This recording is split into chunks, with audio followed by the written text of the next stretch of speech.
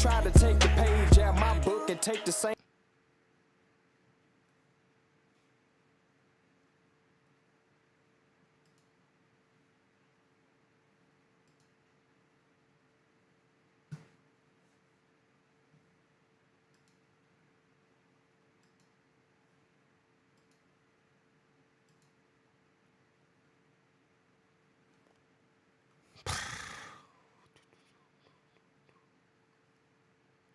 Echo, echo. Is there echo?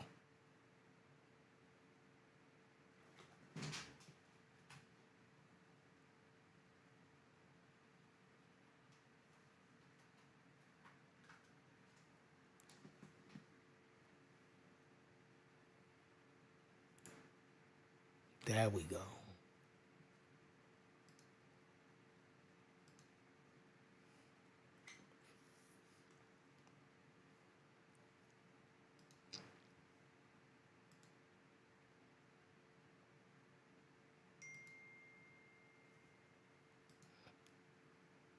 All right, y'all.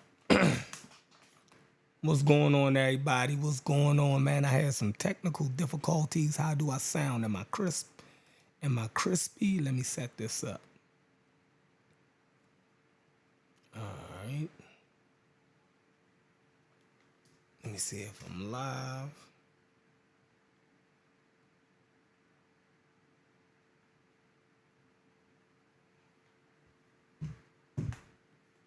All right, y'all. Let's do this.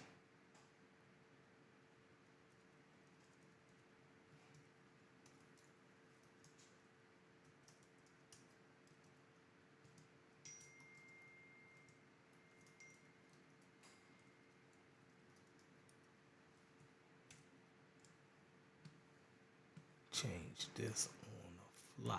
Boom. All right, y'all. Fill up in here. Let's get this started. Steps I took. Network and cultivate.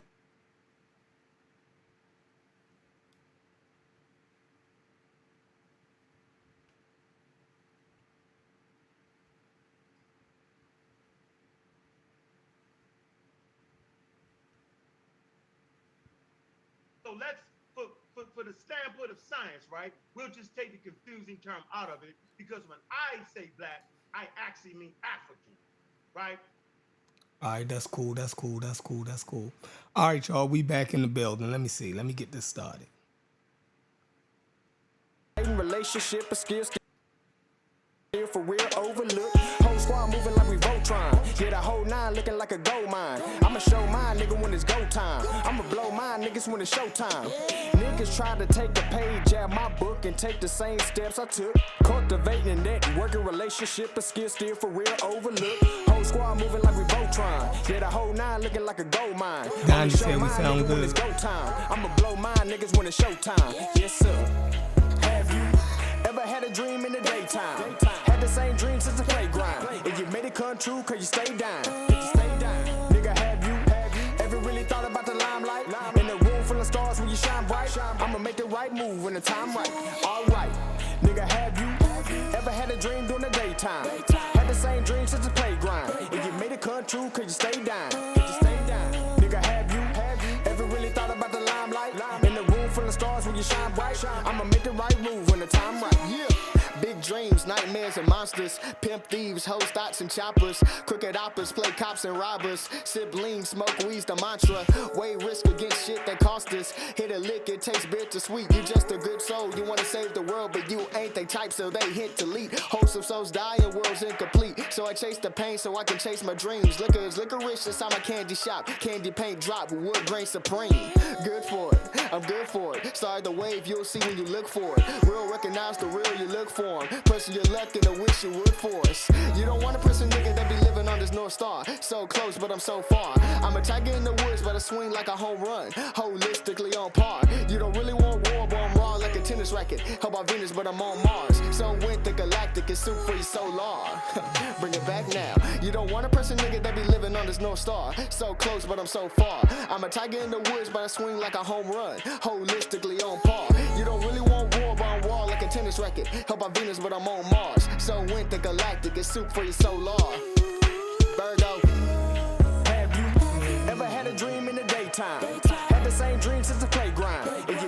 true, cause you stay down. Nigga, have you ever really thought about the limelight? In a room full of stars when you shine bright, I'ma make the right move when the time right. Alright, nigga, have you ever had a dream during the daytime? Had the same dream since the playground, and you made it come true, cause you stay down. Nigga, have you ever really thought about the limelight? In a room full of stars when you shine bright, I'ma make the right move when the time right. Man, y'all know that's my jam right there. I feel like DQ put his foot in that, right? I'm telling y'all, when DQ finally blow, that's gonna be one of his hit songs. Trust me. And we done had it for the last 3 years.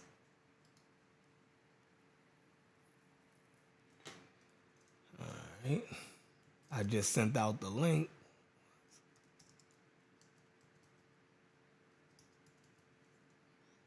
Boom.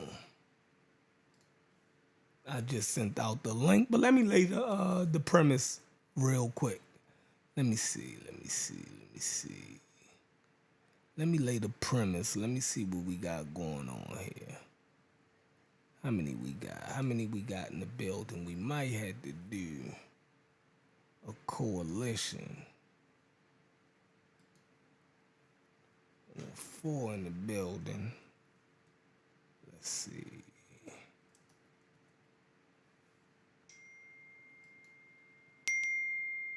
Boom.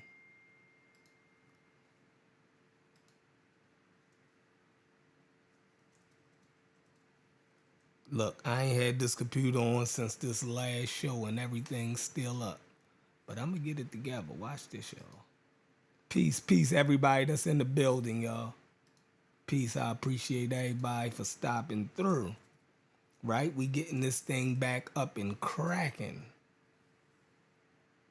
My man Corey is on vacation. So I think we're gonna have to put the brass tacks right here. Boom. Bow. You know, I don't even know how I truly want to address this.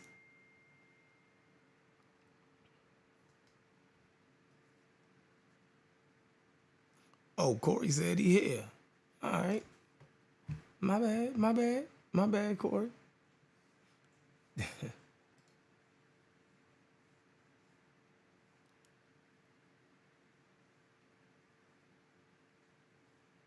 me see.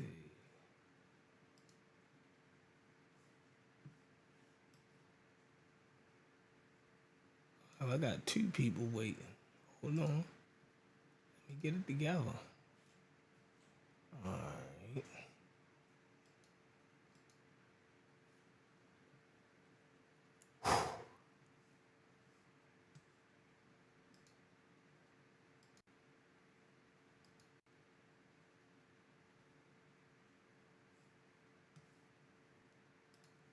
We got Trimedia in the building. That's brass, and let's get this. So we gonna do boom.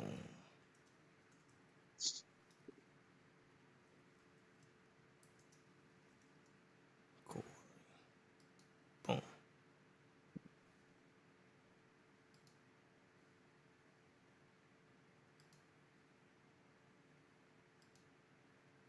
Bam. What's up, Corey? What it do, bro? What's up with you? I got an echo. Is that me? Hold on. Is it echo, y'all? Do y'all hear echo? Brass, do Yeah, you it's hear an echo? echo.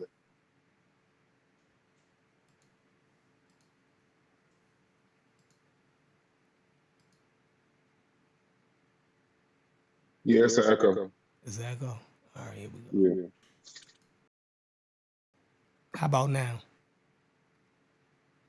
How about now? Is we good? You hear me? Yo.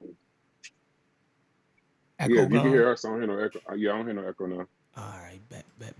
How about the chat? Chat, do y'all hear any echoes? Or are we good? Man, listen. We've been trying to get this show going all day. I actually ducked my job out to actually do this show. It's crazy. But what's going on, y'all? I seen y'all already getting it started in the Discord.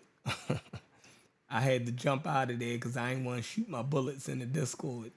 You know what I mean? I was like, I ain't gonna shoot my bullets, but everybody pretty much already heard me. So the title of the show, hey Bryce, tell them the title of the show. I ain't hear you. I wasn't on there, so I ain't hear you. I'm brand new. So, okay, so glad to have you back, Corey. The concept of the show is this: when I saw the coalition, the original show y'all did a long time ago, but I watched it a few times. And when I saw it, I kind of like the concept of kind of debunking, going after scammers, going after people, no real friends involved. And I kind of thought that would, if I ever was to do anything in the conscious community, that's what it would be. So one of my first conversations when we partnered up with Carnivorous Podcast is, why don't y'all bring that back? Because I think that would be exciting in the conscious community. And I think a lot of people feel the way that you do.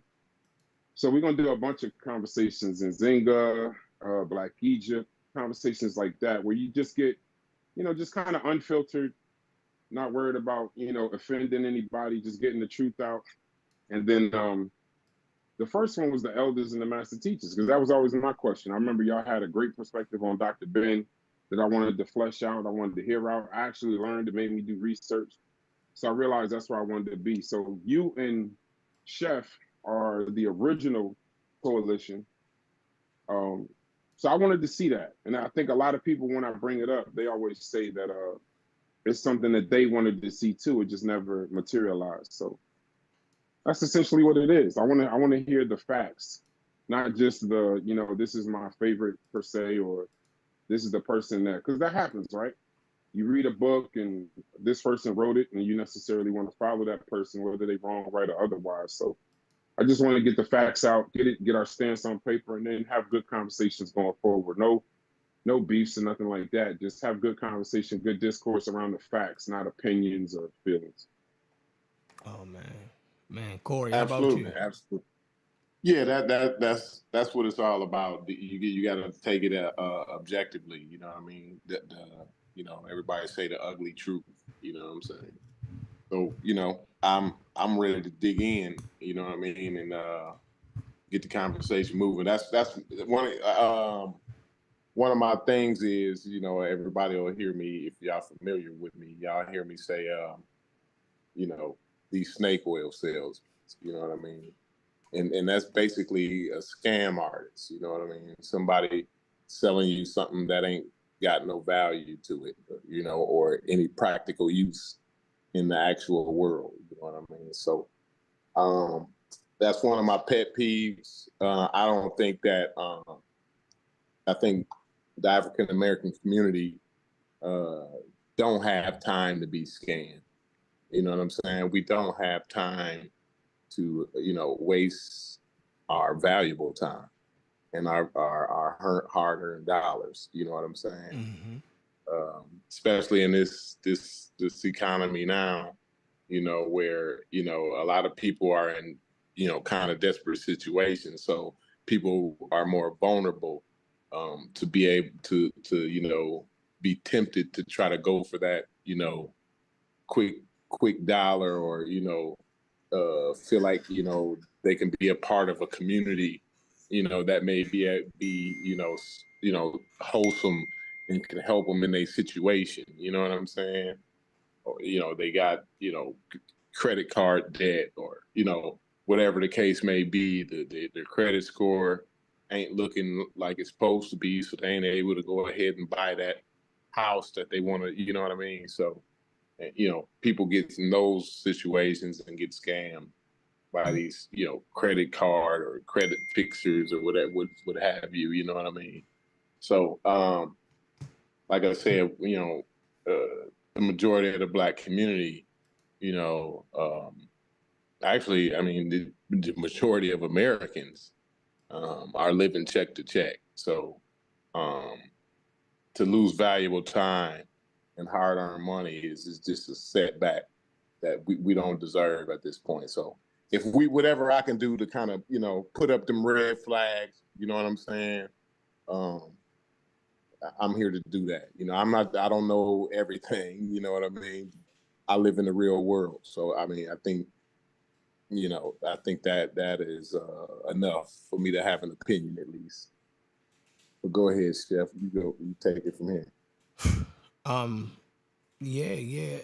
It's crazy because and I know Brass, the screens are black because y'all don't have y'all cameras on.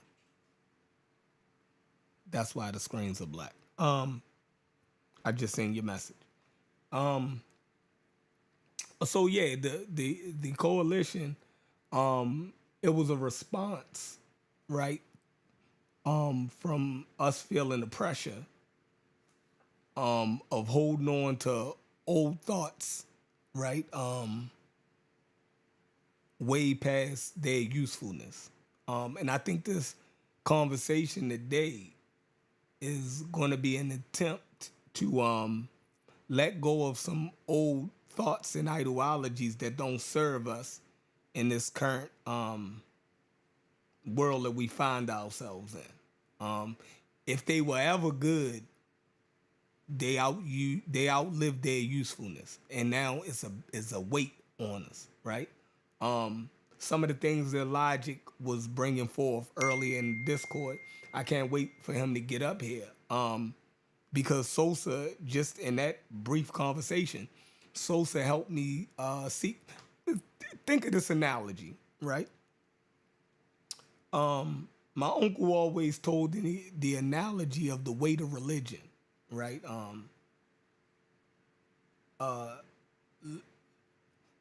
My father and my uncles led me to becoming atheist, right? And they Muslim. It's crazy. But because they used to give this analogy of ideologies that's no longer useful. When they were created, they served as a coping mechanism or a way for you to, get over a hurdle. Or it helped you through a limitation that you had, right? So they would tell the analogy of, that your religion needs to be updated, right? So they would tell the analogy of if somebody threw you or you found yourself in a raging river, right? And somebody threw you a stick, right? And you grab onto that stick and you kicking and fighting, you know what I mean? And you finally make it to shore. And you look at that stick and you say, this stick saved me. This stick is my God. I'm going to worship this stick, right? And then you drag this stick around with you everywhere, right? Now you walking through the desert and you got this heavy stick on your shoulder. You know what I mean? You in the freezing cold trying to climb the Alps and you climb, but you got this big stick because you feel like this stick is your savior. Well, that stick only helped you in the circumstance that you found yourself in that river, right? Outside of that river, that stick don't serve no purpose, right? So the conscious community or the elders, right? If they had any usefulness, right? It was in the infancy of what they were putting forth. To still be carrying that stuff around in 2024, right? Is now the thing that once saved you is now a burden. Does that make sense, Corey?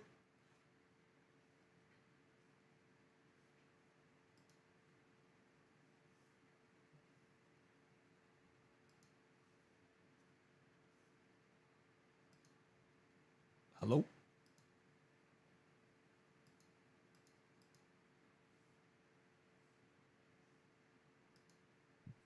My bad, Chef. I was on mute. But what was the question though again? I was saying, does that analogy make sense? Yeah, definitely. You know, I really didn't hear the whole analogy. I was a little bit distracted, but re- I apologize, man. Reiterate that a All little right, bit for me. all right, I will. Let me go back. Let me bring Logic and Brass back up first.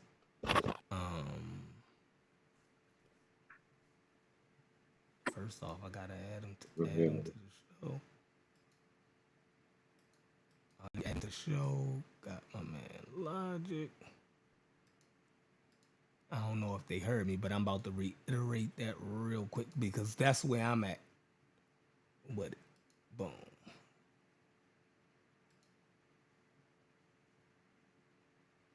Trimedia innovation. All right, boom. All right, what's going on, Logic?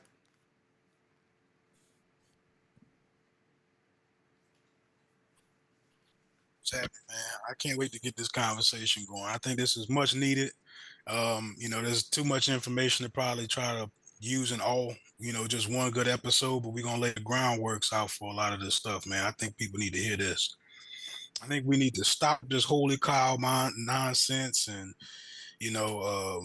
with this notion that these are like the greatest scholars we've ever had. Because I think that they actually did make some significant contributions, especially when we talk about like, I think that they're like some of the, I'm gonna say something good about them before I start saying some bad stuff about them. But I think they're like open the door for African studies, not African studies. It's something to do with like a specific um, type of curriculum that they actually contributed to having in America. So they did have some contributions, but they also spread a lot of misinformation.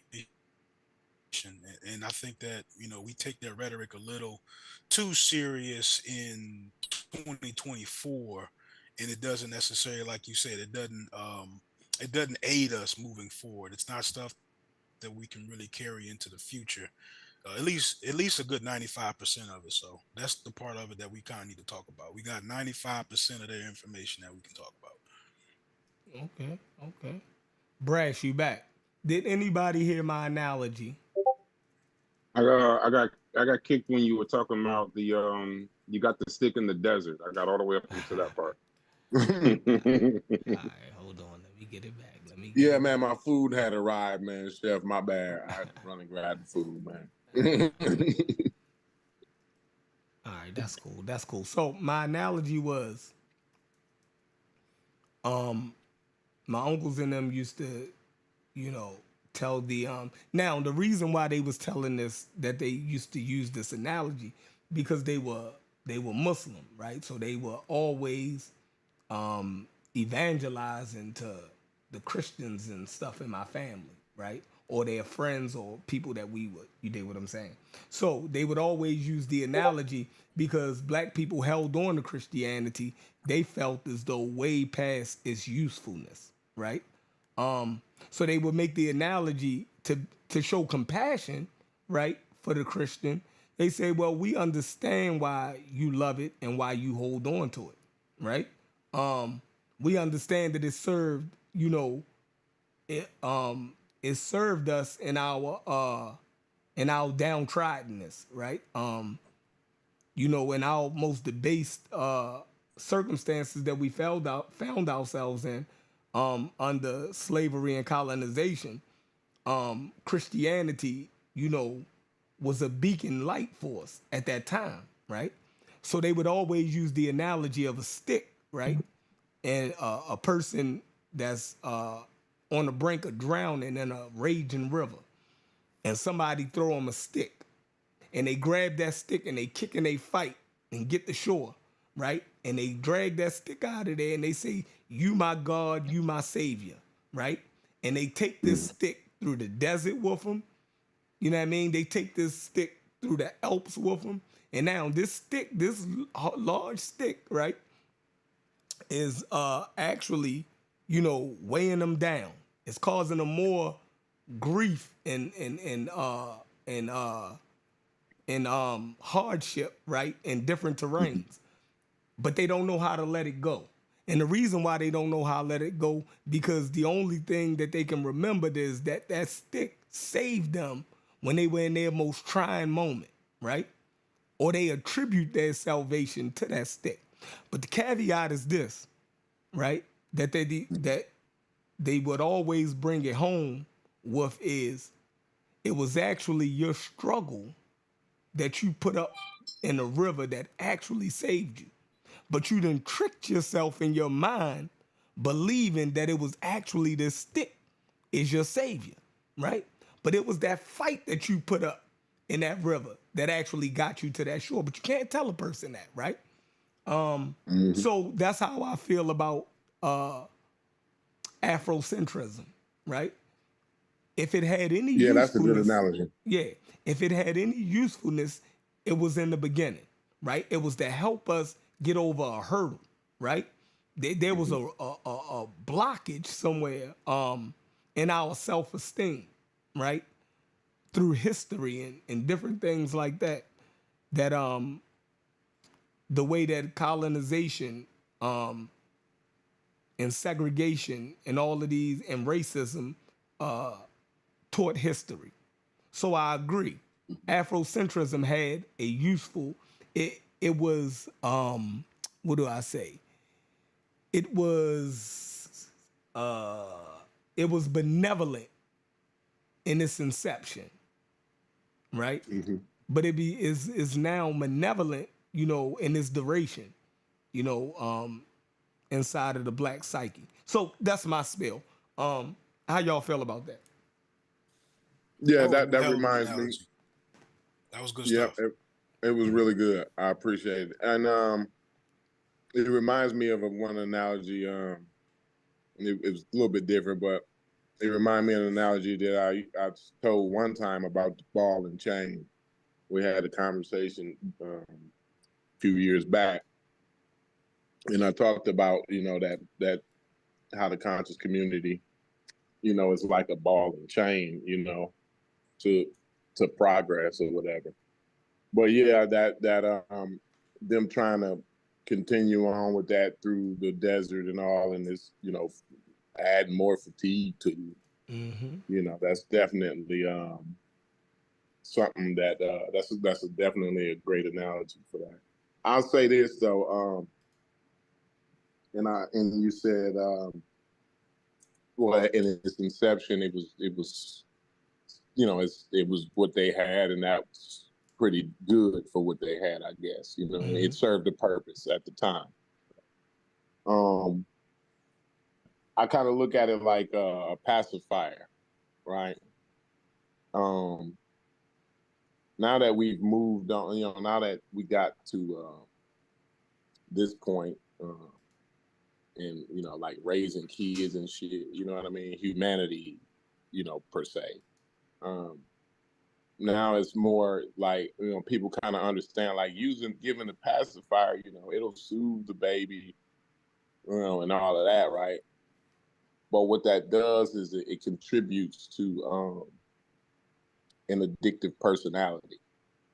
You know what I'm saying? And then also they may have, dental problems, because then they, depend on that, at 2 and 3, now the teeth, and you know what I'm saying? So, at that time, you just, I think, I would say to what you said is, I would say at the time they just couldn't see the damage being done.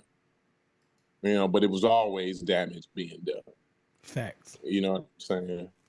So, again, I always bring up Mary Lethowich because, I just appreciate the way that she was bold enough, at least to have something. I mean, like, I ain't saying like she's the great hero or nothing like that. But what I'm saying is, like, you needed more people like her.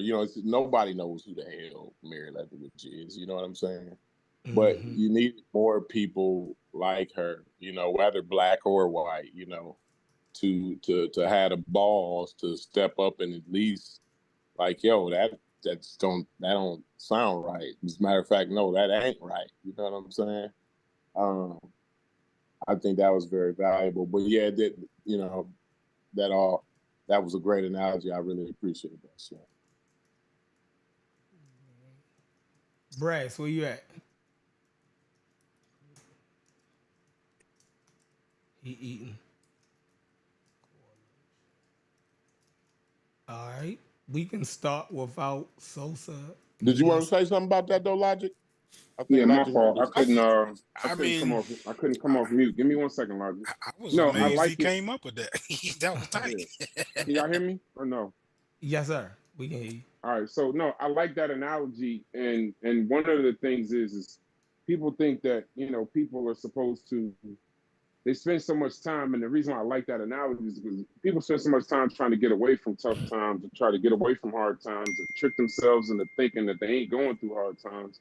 When in actuality, the only way you grow is through the tough times. The only way you grow is through the hard times. So, I'm a firm believer in you should fail all over the place if you're trying to succeed.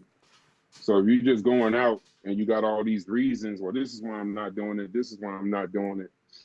Oh, you know what? I got this stick. This stick is gonna magically take all these problems away and make everything great. When in actuality, you don't give yourself the credit for, you got yourself through that desert. Now that might have been good. Like the Discord chats, Corey. You're gonna do your workday regardless. You're gonna finish your workday regardless.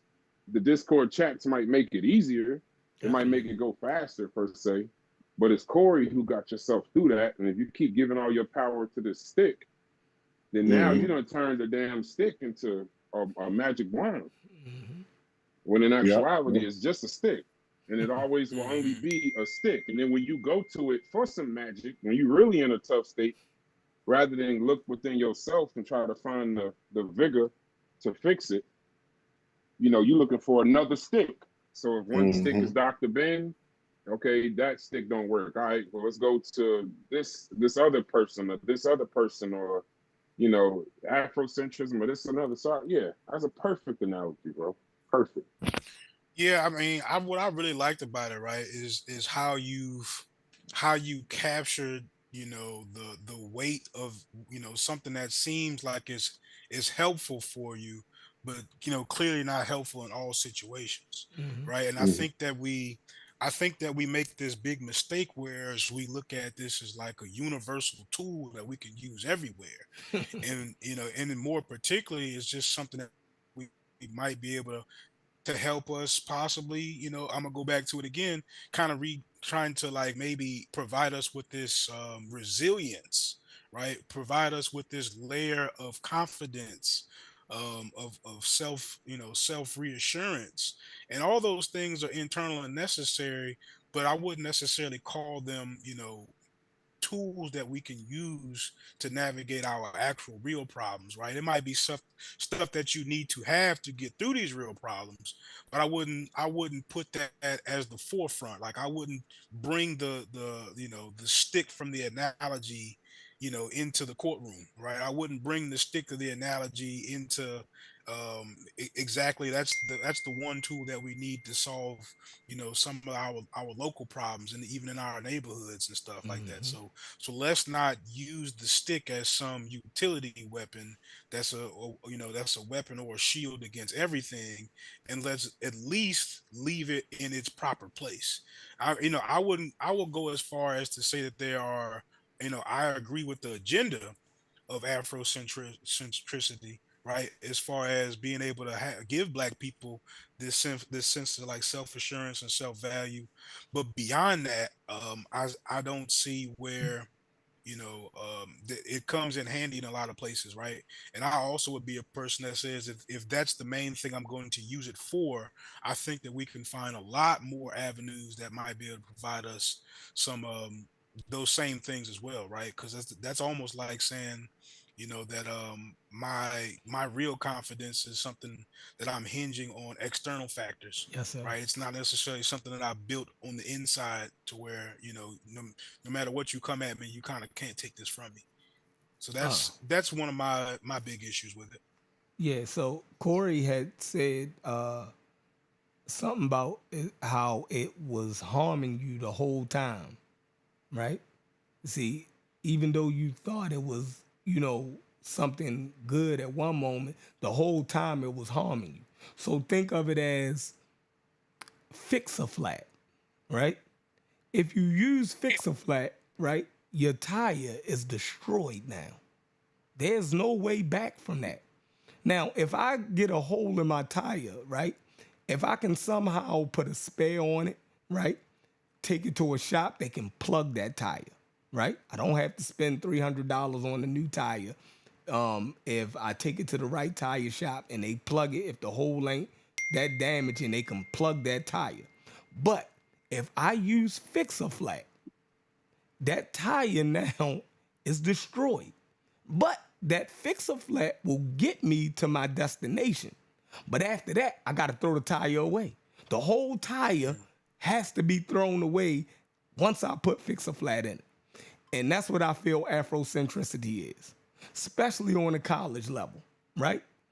Now, it will get you to a point of feeling good about yourself, but it didn't destroy your ability to be able to navigate through scholarship. Now you have a log in your eye you can't get past, right? Because you're viewing everything as African first. You're when you live in a world, right, that does not center itself on Africa, and you have to be able to look at the world as the world is, not how you want it to be. So I feel as though when Corey said, it was hurting you the whole time, I definitely believe that Afrocentricity was hurting us the whole time, even though we found usefulness in its inception. It was always going to be a problem, right? Those things that we see it rearing his head up. My bad. Let me let DQ in. I see you, DQ. The the So yeah, that's where I'm at. Where y'all at? Hey, Chef, do you need us to drop down so Logic and Sosa and DQ can come up there? No. I got room for him. Okay, cool. Cause Sosa on his way. I just dropped him the link. Okay. All right, I got Sosa right there. Got Logic right there. No, we all good.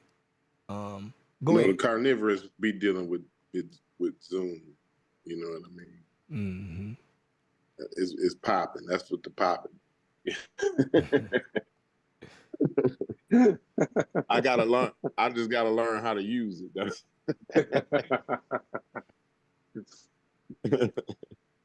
All right. Brass. All right, let me let DQ in. What's up? What's going What's on happening? with you? My I'm boy good. right I'm there. good, dog. I'm good. Yes, Man, sir. how you get a live background? You got to show me how to do that. Yeah, I got you. I got you. Just one of the options on there on the little virtual background thing. Okay. Man, All right, Man, but Chef, Mhm. bro, you nailing it, man. You sound like you've been either having this thought or you just come up with cool shit on the fly like that or something, bro. But you killing it with the analogies right now. Cause I mean, that's kind of like how I see it too. I would say it in a different way, Mhm. but there are, the simple contradictions in it makes it the flaw that, like you say, that's the log in the eyes, right? Mhm. The fact that the most glaring example I can think of. The fact that we have this utopian concept of Egypt, right? About how peaceful they were and how perfect their religion was, and yet in reality they are a they're imperialist, right? They're oppressing everybody they come across, including their own, their own civilians, or Mhm. their own people in their own country. They're all under oppression, right? There's a huge gap between people who have money and people who don't. Like that's and we overemphasize how their culture was, and we take so much emphasis on incorporating their culture with ours, or we need to be more like them, more like how they were, and they wasn't perfect, right? They had their major flaws as far as how they treated people, how they treated their own people, how they treated the people they come across, and so on and so forth. So it does put a log in your eyes. It gives you a lot of these misleading Oh, views. And then once you start getting to like the actual facts of what we're talking about, it doesn't hold up. Not in academia, doesn't hold up in real life. It's flawed. Man. Yeah. DQ, where you at with it? oh man, I missed the whole question. I seen the text said y'all was in the chat. I hopped on. Give me the question real quick. No, we were talking about Afrocentricity. I don't even know how to say it. Afrocentricity. Afrocentricity, right? And how the what do we call these people? Elders, what do we call them? Sound like a new fruit. Master Afrocentric. teachers. The master teachers, right? How they used Afrocentricity almost as a detriment to us. Like how do you weigh in on that? I've heard this argument before. My approach was there was a lot of misinformation in the beginning just to try to build the I guess build up the inner black man. Yes, sir. I use the example of an NOI. You know, they might have had some misinformation, but their main goal was to try to build up the black man. I feel like the elders also was doing the same when it came to Egypt, just because Egypt was applied to greatness. So let's apply ourselves to the number one greatness. You know what I'm saying? I literally look at Egypt as the Patriots type shit. But as time goes over, you see that there's a lot of great other teams. It's not just the Patriots. We don't have to attach ourselves to them just to prove that we was great. So I feel like they was victims of the information, but as they got information, the people still cling on to it or just scared to step out the comfort bubble. That's how I feel. Dang. Yeah. That's I mean I mean, y'all summing it up so good. Logic gonna present some stuff. Well, now we gonna start nailing it down. Like Thug said, that was perfect. You feel me?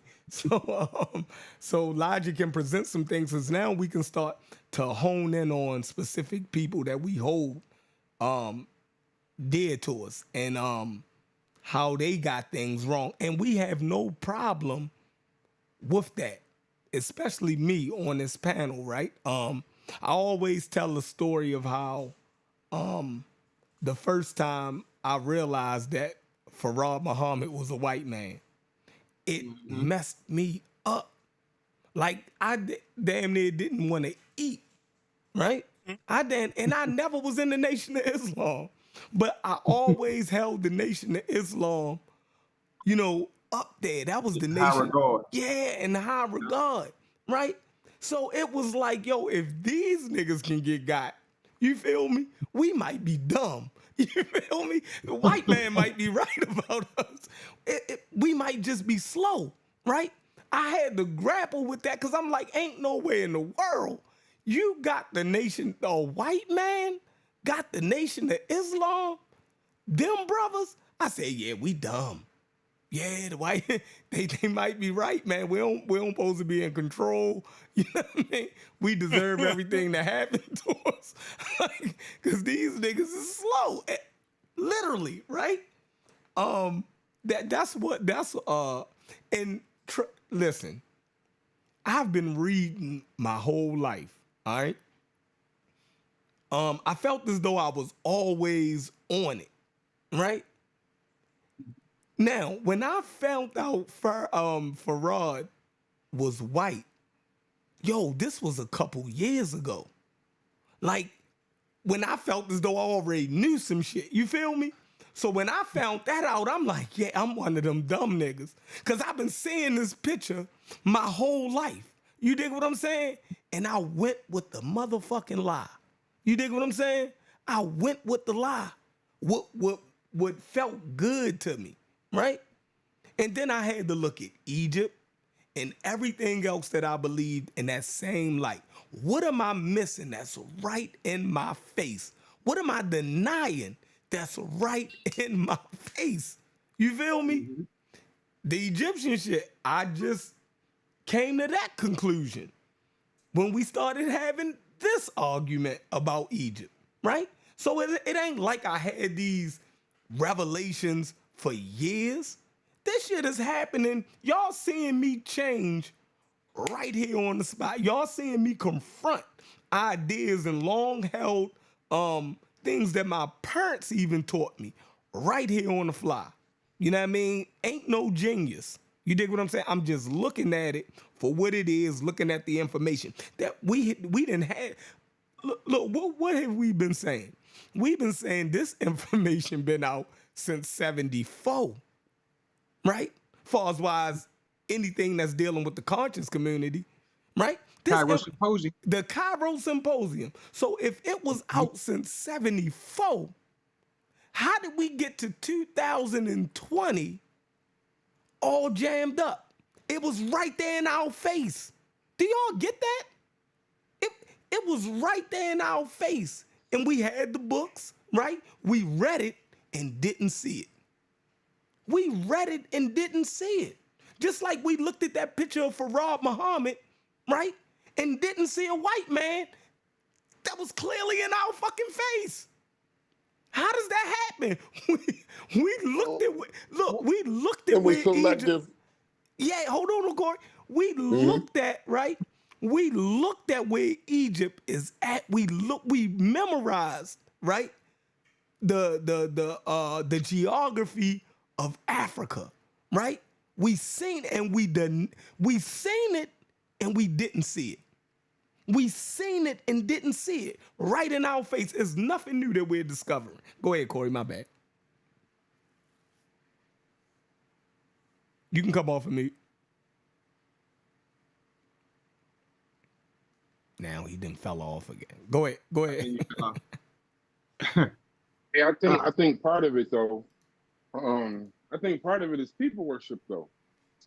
Mm-hmm. And I think when you in the conscious community, at least from what I've seen, from being in the, I guess the outskirts or whatever you want to call it, and now trying to produce content for it, a lot of it is you're following the people, so you can't even see the evidence. So as long as, because like even when y'all was talking about Dr. Ben, I heard Dr. Ben's name so much when I first started following this kind of content. And it's like he was spoken in such high regard, and he still is, and he should be, right? But in the same token, they don't tell you any of the negative stuff. So what happens is you're just following the idea of Dr. Ben, not necessarily him. You're kind of looking at, forget everything he did that was negative, focus on all the positive. So now you just focus on a person. But if you actually was listening to what they were saying, listening to what was actually happening, like just paying attention to simple things, and that's why I want to get into these conversations about the elders and master teachers, because it's not about bashing them. But I think when you present these things, one of the things about Logic that I like is that he, cool, let's tell a positive story, but tell them everything and then let that person choose. So like Dr. Ben is great, this leader is great, that leader is great. Tell me the whole story, not just every good thing, great thing that he did, or every good, great thing that he supported. Tell me the whole thing and then let the person decide based on the evidence, not just a name. So a lot of times, even with Farad Muhammad, you can look right at him and see he's a white man. Somebody could tell you a white man, but you're so enamored with him, his reverence, not necessarily who he is, what he is, just it's people worship. And it happens all the time. Brass, I'm gonna say one thing, Brass. Majority of the conscious community were ex-Christians. Can I safely say that? I know it has some Muslims sprinkled in, different things, but majority of them are ex-Christians. So there's a large sample size of a Messiah complex. All they grew up in was knowing there's just one follower named Jesus, follow him. And they applied it to a lot of different type ideologies.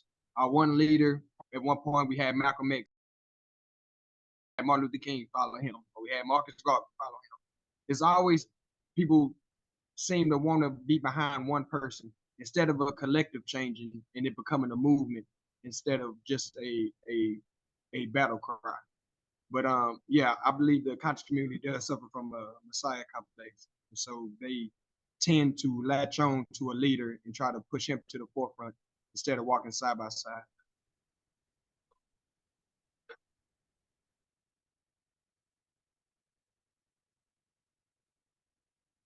Yeah, to I just want to add to something I heard Chef say earlier, about, he was like, yeah, most of it was in our face, those of y'all who was reading, because like I said, it was very little of that in my life before, like, the cons community. And even then, like when I would hear, people speak on Sonetta, it would sound kind of, messed up a little bit, but a lot of it I would just, I wouldn't read it. I would just kind of take their word for it, like things that I didn't know about, or things that I wasn't sure of. A lot of it I was pretty sure that it was bullshit, but like things that I wasn't sure of, like, certain things they talk about language, and they get into a lot of minutia, and I would just take their word for it. But you pause, and you actually read what they're reading. They misinterpreting it. You know what I'm saying? Like, or I don't know if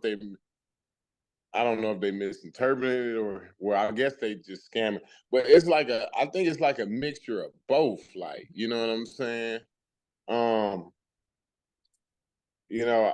some of it they believe, and then other things they know is bullshit. I think that's a pretty complex thing.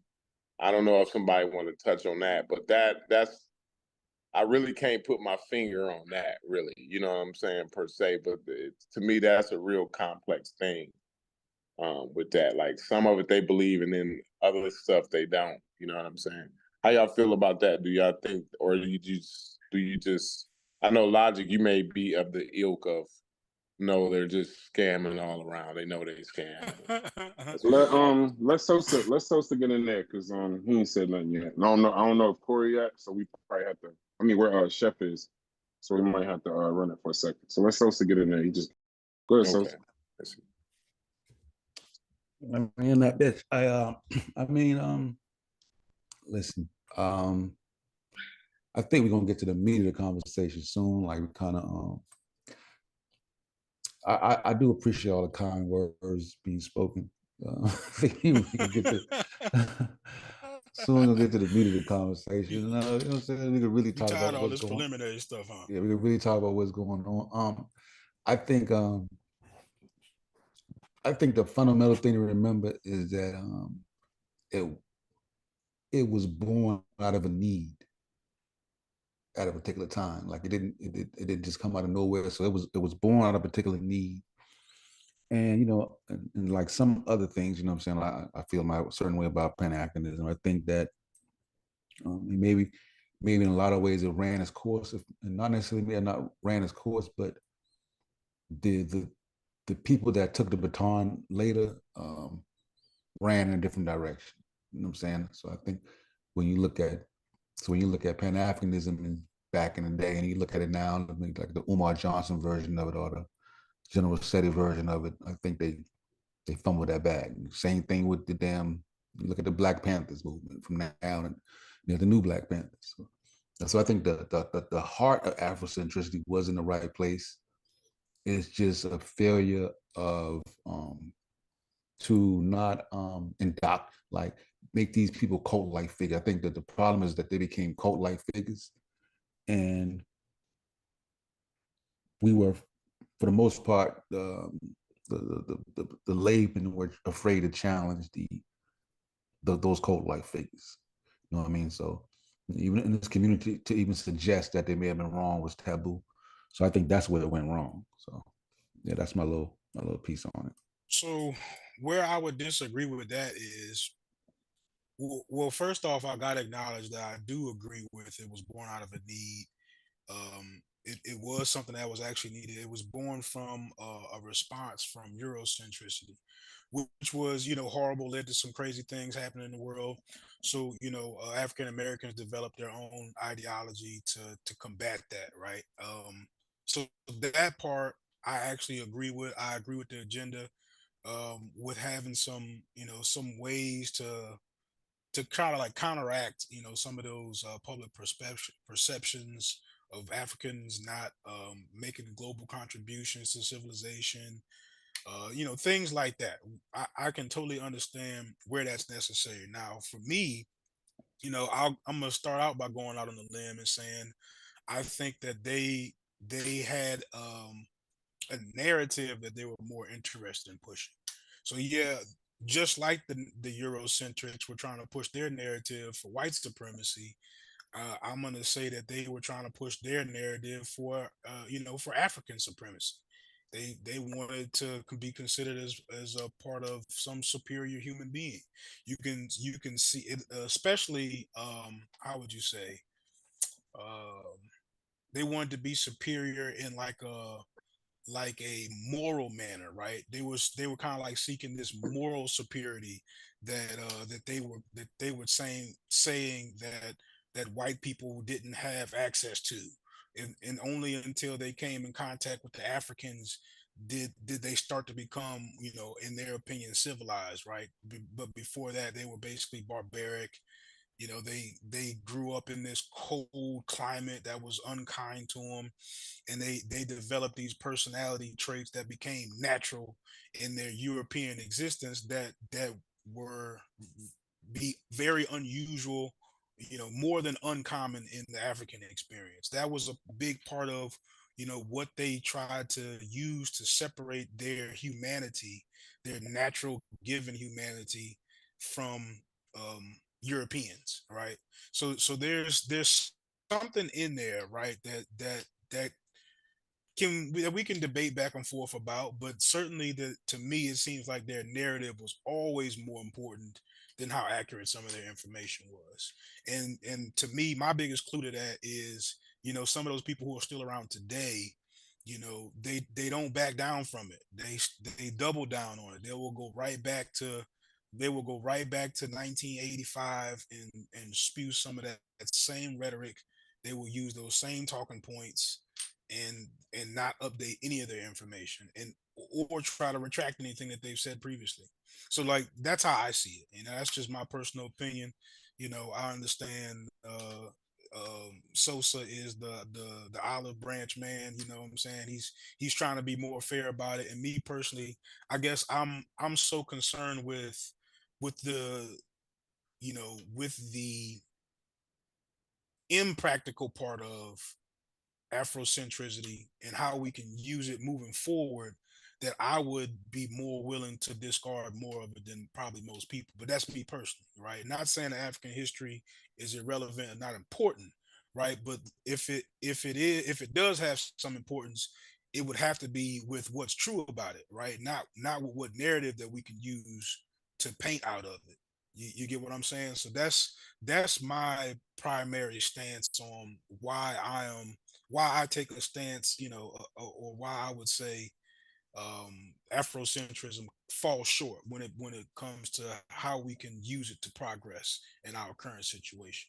You know So what I'm saying? Corey, so Corey, Yeah, so let me ask you a question, Corey. go Then ahead. I'm gonna go right into you, so pause.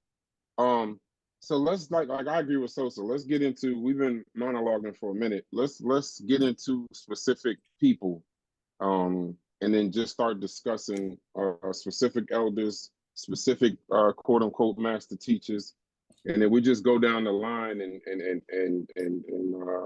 eat the watermelon throughout the sea. So let Sosa respond to Logic, but I mean, you started the coalition with Chefs, Corey. So you pick the first person that we will discuss, and then do it in that order per se. That makes sense. Yeah, definitely. I just want to say one thing to what Logic was just saying. Um, what did you just say? Don't worry, never mind, Logic.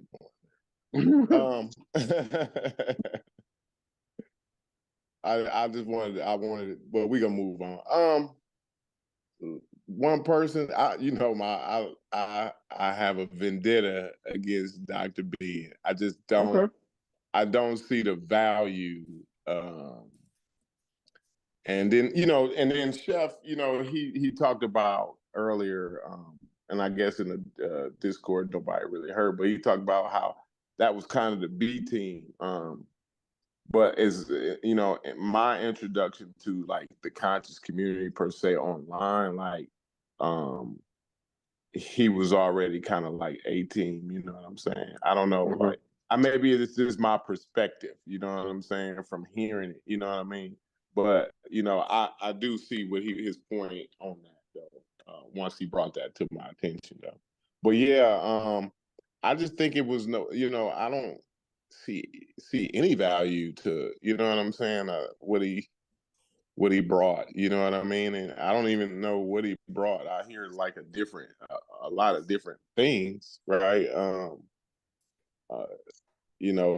The black woman is God, and these types So of he things. started that conversation first. I've heard that term before, but would you say he's you he's could just one of correct me if the I'm wrong. he's one of the first ones. I'll go with that. You know what I mean? I don't know that he's the first guy to do that or to say that or whatever, but I'll say that he's one of them. Yeah, and so that that whole scam,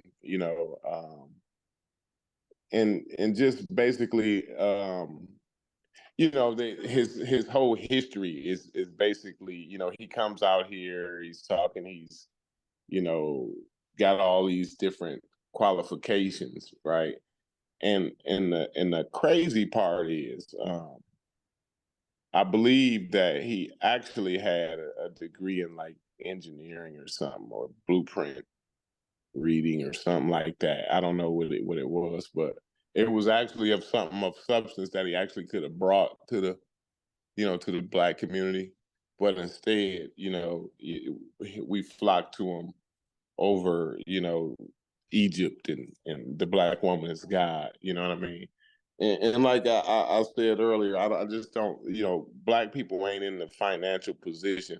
Oh, that's what I was gonna say. I don't know how we talk about, this conscious community or the Pan-Africanism of today. It came from something that was, about something. I think that's kind of dishonest, in because if the Pan-Africanism began as something honest and actual value, something that you can use in your everyday life, right? Something that's actually practical. If that was what that was, this is something totally different. So this Pan-Africanism is not born out of that.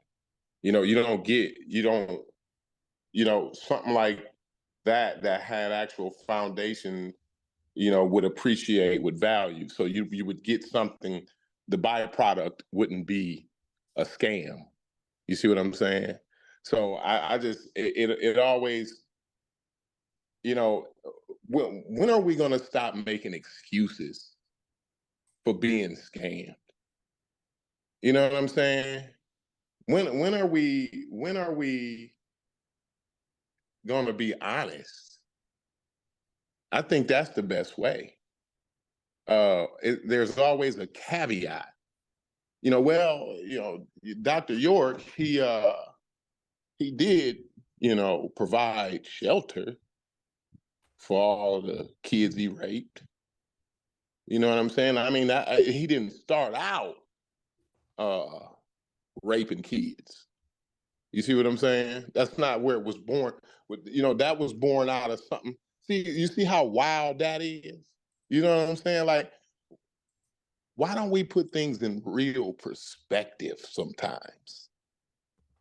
The flim flam blim. That's why we get Let me respond, Cora, because One tired more of thing, and I'm done. 5 seconds, then I'm done, Sosa. This is why we get Megan Nostalgia up there twerking her ass when it's time for the presidential election, because we too busy not saying what the fuck is real. But go ahead, Sosa. We making too many excuses. No, we're gonna bring him back to the original context. So we done talked about Dr. York and Meg Stallion. Okay, what I talked about Pan-Africanism, right, and its failure to develop moving forward. Pan-Africanism is not a scam. There's still positive reiteration of Pan-Africanism. Now you can debate whether Pan-Africanist ideals are better suited on living in Africa versus living in America, and people can debate that. But the people that repatriate back to Africa to this day, and they still, still fight towards Pan-African goals. So the idea of Pan-Africanism itself is not a scam. You know what I'm saying? So, and I mean, who's stopping them from moving to Africa? Who's stopping them from taking their ass on over to Africa? Nobody stops moving to Africa. The They point is can that pan that's their ass not. on gone. The point is Why that ain't they the pan their ideology. ass on over to Africa? The point is that the ideology itself is not a scam. You know what I'm saying? So I just see it not being like, for me, because I have no desire to move out the country.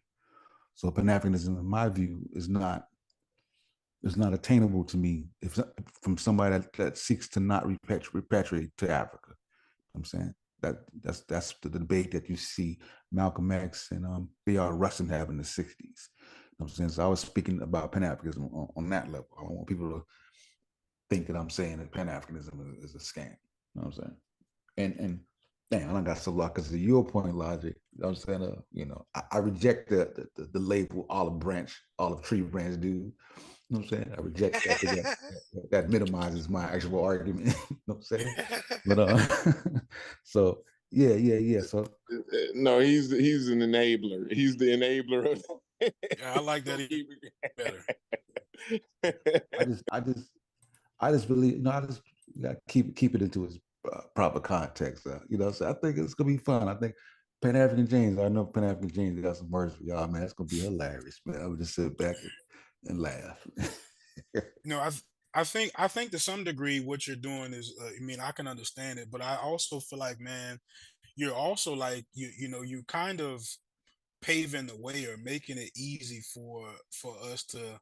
You're saying that we should just forgive, and I'm not necessarily like trying to like take anything away from them, but I feel like we do need to highlight how effective their stuff was, or how accurate it was. I don't think that's something that's bad, right?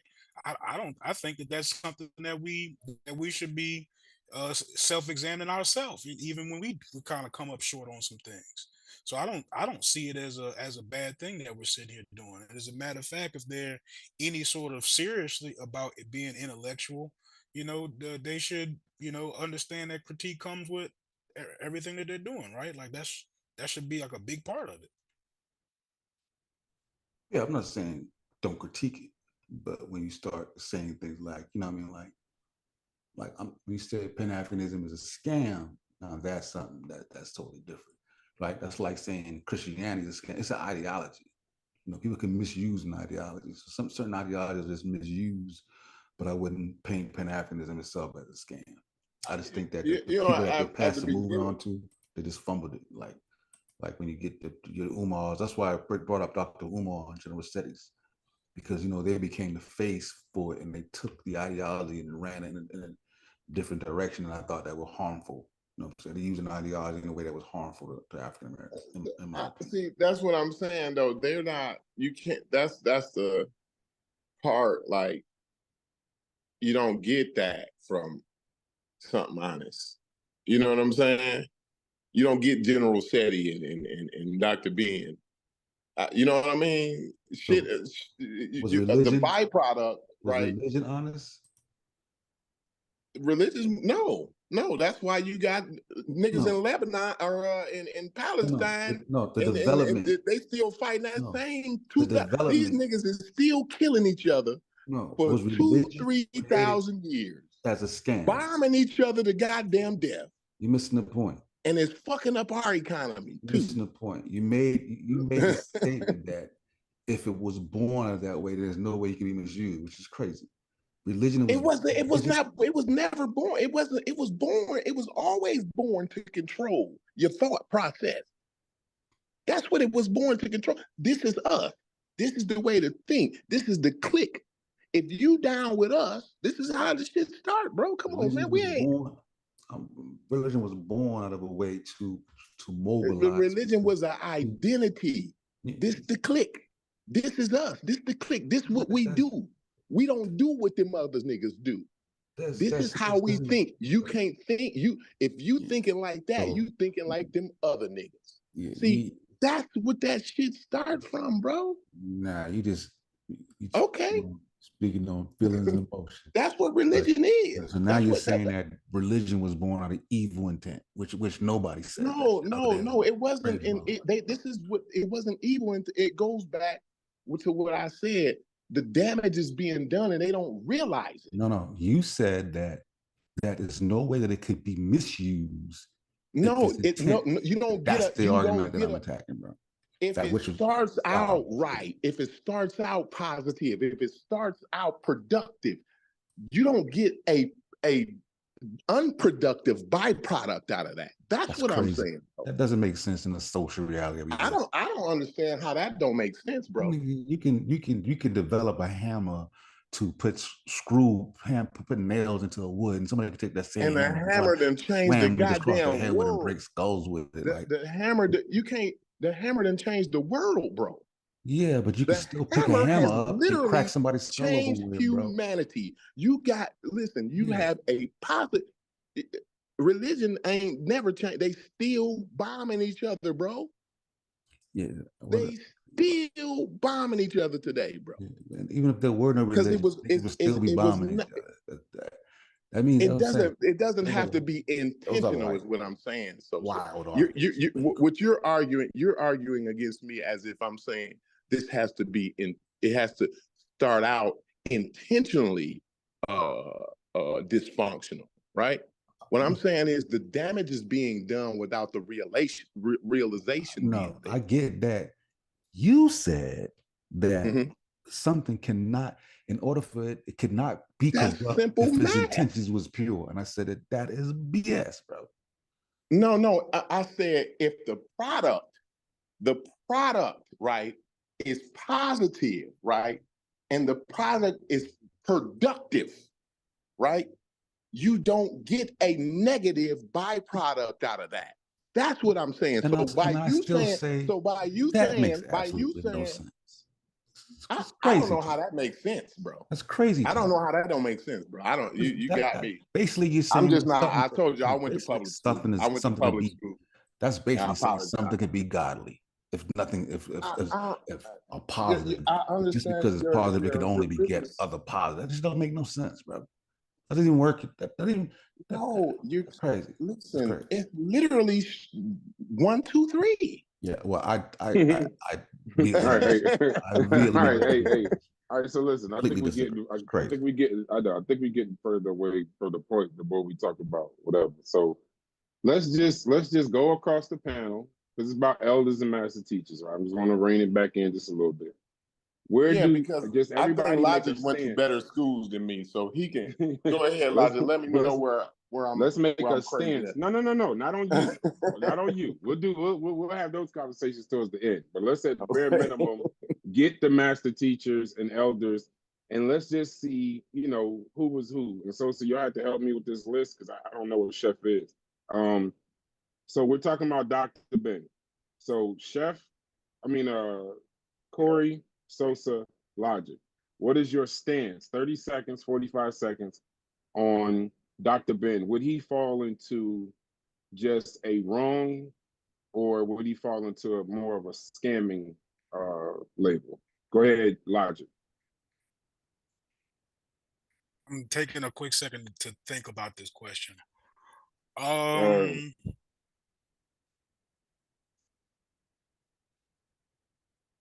My first thoughts are scamming, to be honest with you. My first thoughts are scam because, one, he's not a doctor. Two, he's not formally educated on a lot of the subject matters that he's talking about. I'll just stop right there. So what now? Why were you conflicted before we move on? Because I was trying my best to see if I can give him the benefit of the doubt somewhere, but I think if start at those two places is going to be really hard for me to keep going and say that he should be teaching what he's teaching, right? So he might have some strong opinions about something, but it's different from you coming up and say, man, you know, I've done a lot of my own personal research and I have some strong opinions about some of the stuff that I found, and here's what it is. And then there's a difference between doing that and then, you know, parading around as an authority figure, saying that you have a doctorate, saying that you went to school for Egyptology, so on and so forth. That's where you start to lose me as far as integrity goes. Okay, so you're saying it's a lack of integrity. So that's an issue for you. Okay, fine. Moving forward. Sosa, where do you stand on Dr. Ben? Would he just be considered inaccurate, or would you consider him more along the vein of scamming the people? You know, I always label him, I label him scamming people just for the fact that, he lied about, many things, you know what I'm saying? Mm-hmm. Just the different issues he had, within academia. And like I said, I've heard him just flat out make up some stuff, you know what I'm saying? You know what I mean? So I think there's enough evidence for me to say that, he was scamming. Okay, Corey, I already know the answer, but in your most PG-13 way, can you tell me, would Dr. Ben be considered inaccurate, or would he be considered scamming? I would say neither. Okay. I would say he was a snake oil salesman. What does that mean? I've heard you say that 1,000 times, but I know what the term means, but what is your version of snake oil salesman? Can you just lay that down? He's the doctor with the medicine. You know, if you look it up, it's Now I know the actual definition, but what is the Corey on it? What is that? He got the cure all for these guys, these conscious community guys have the cure all for the issues, for your economic issues. They got the cures for your health issues. They got the cures for your social issues. They got the cures for your family issues. I mean, they are the doctors. You know what I'm saying? They have the medicine for you. You know what I'm saying? And that's why I say they snake oil salesmen. So now part two to this, right? Like I said, I'm new to all this conversation, and once again, I don't know, this may come off as disrespect no matter how we do it, but this isn't no disrespect. This is just taking a stance so that we can move forward and have the conversation and put it on record where we would stand on it. So my second question to that, and it'll be for all the other leaders that we discussed tonight, or elders that we discussed tonight. Correct me anytime I say leader. What would you say? Because I've heard him being held in such high reverence by people that I think are pretty smart. Why, if you three guys are saying necessarily that he's a scammer, then why would he be held in such reverence with your peers? Because for the most part, he's held in high reverence. Why do you think your peers hold him in such high reverence? Corey, start with you, Corey. Just for those very reasons, they got the easy way out. That's why they're, held in high reverence. They got all of the answers, they know what to tell you that, Mrs. Pemberton didn't tell you, what Miss Pemberton was hiding from you the whole time in third grade. You know what I mean? Like, it's a conspiracy, you know what I'm saying? For the geography teacher to, you know what I'm saying? It's just, and it's if you didn't get that, you know, which a lot of this is again, man, this is why it's so important to speak on this, because if you didn't get that at school, your situation wasn't to where you could focus in on geography class like that, right? You actually depending on these guys. You know what I'm saying? These guys have that answer, and these guys is telling you this is why you can't get an edge up, because they lied to you. The white man lied to you, and again, when you're in a serious situation, that sounds real good. You know what I'm saying? But that's my answer to that. That's my long answer to that, I guess.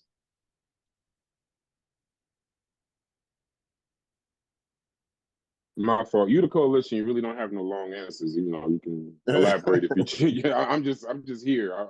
I'm actually just happy to be here. You know. No, because So, I do want to hear. I do love the other gentleman's take on things. I definitely like pushback. You know what I mean?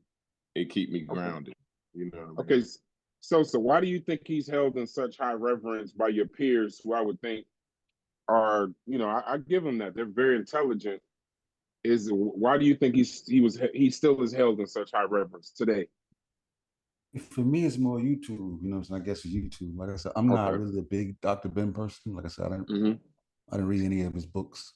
So, I mean, my idea of him in the con has come from just what he portrayed in public. You know what I'm saying? The fact that he lied about documentation, lied about being a doctor, professor, school, things like that.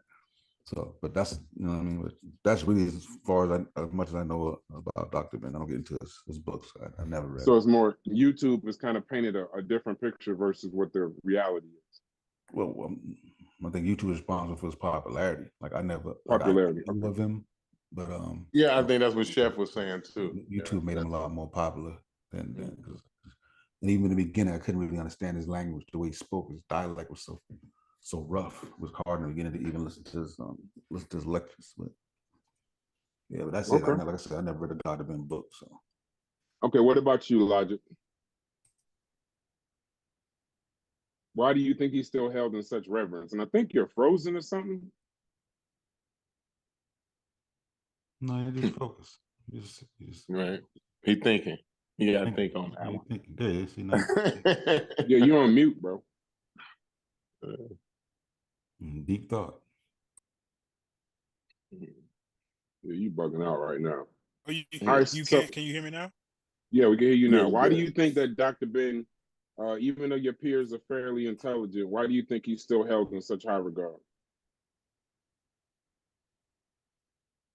I have no idea. I honestly don't. I don't know what you would hold him in high regard for necessarily. It certainly can't be his credentials. I can't imagine it being his information. I don't know. I think that's like my real honest answer. I have no idea why. I don't know. Okay. Sosa, per se, I'm gonna name people. And then, but I would definitely need some help in naming some of these people. Wait until Chef get back. And by the way, we can't drop the link. We can't do anything because Chef has the keys right now. Chef, guys, see him in the chat every once in a while. What the hell? Yeah, he's doing a chef ring. So John Henry Clark.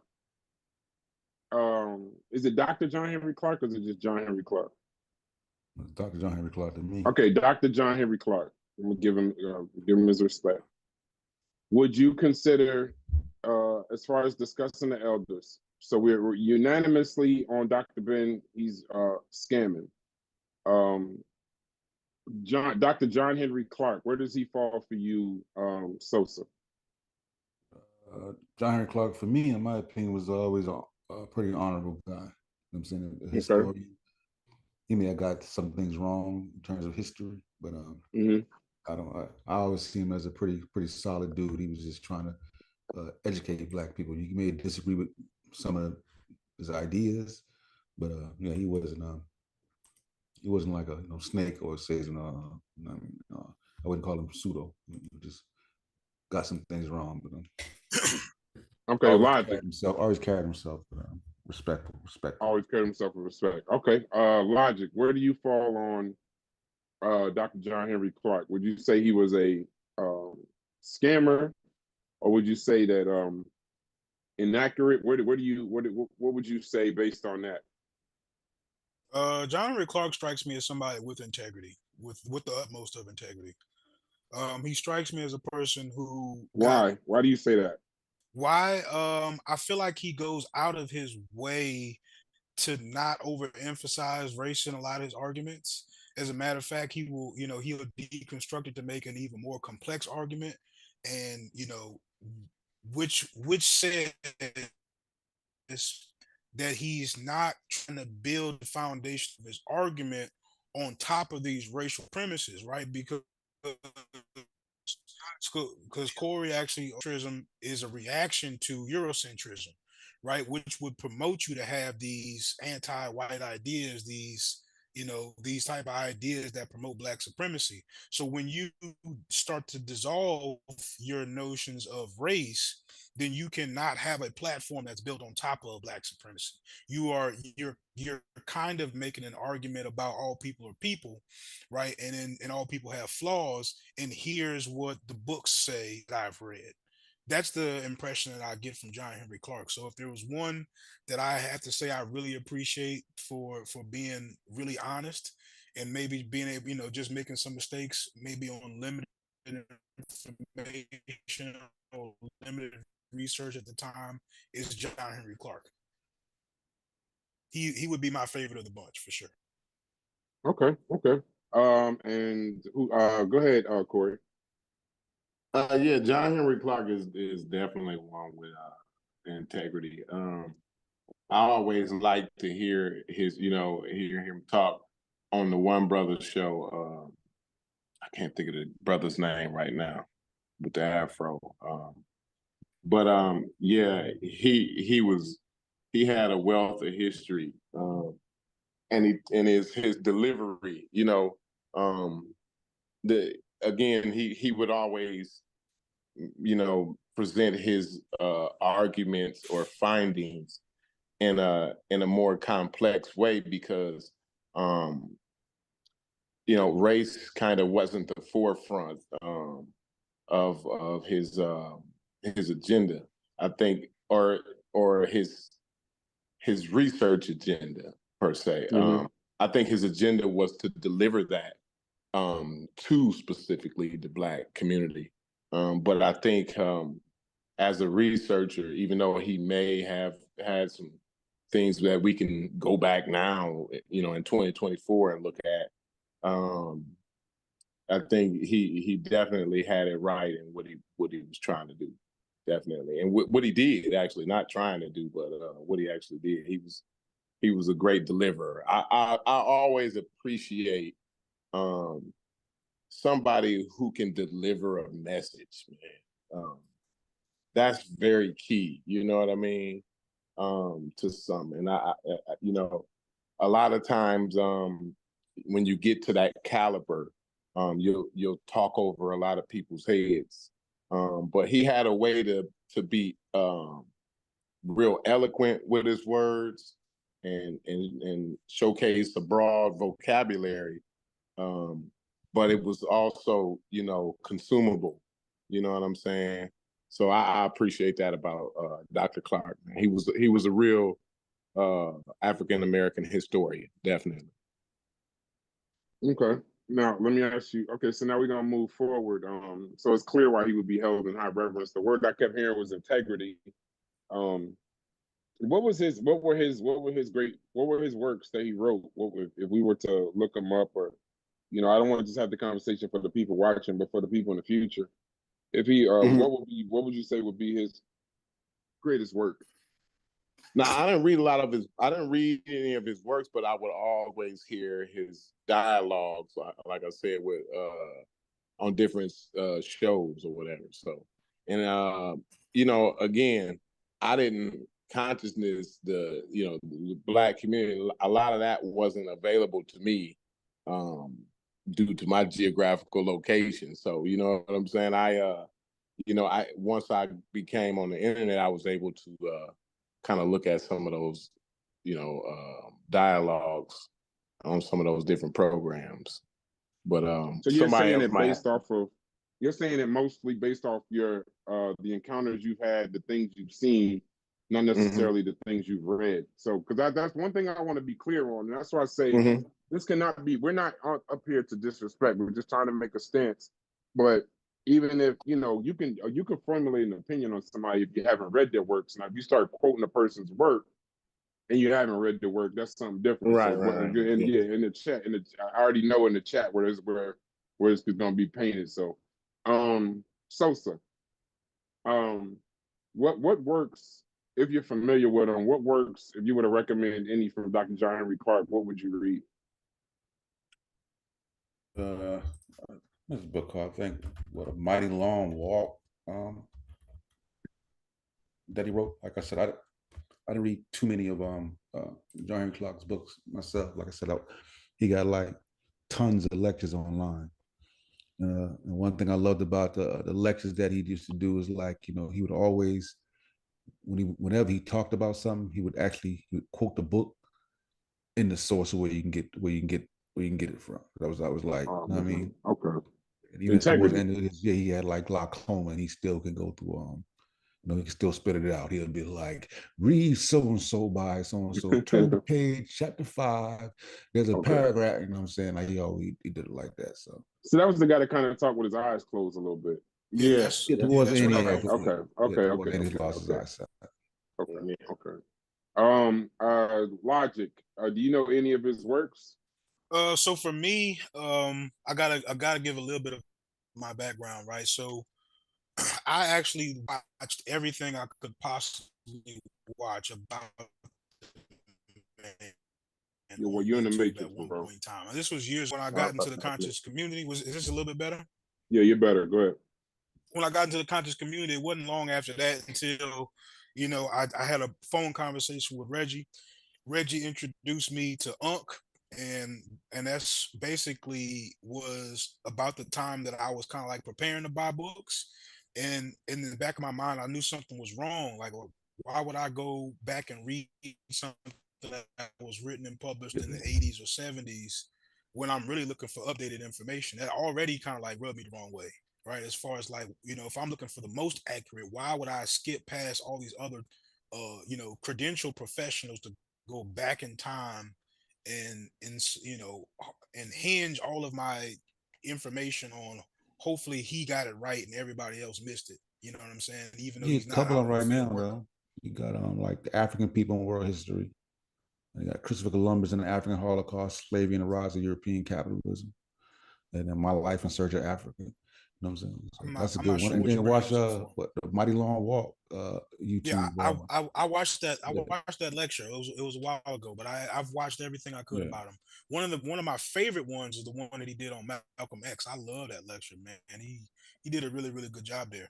But great orator, great speaker, man. You know, great ability to recall particular, like you were saying, quotes and pages out of certain books. He was really, really good at that. That was fascinating to me.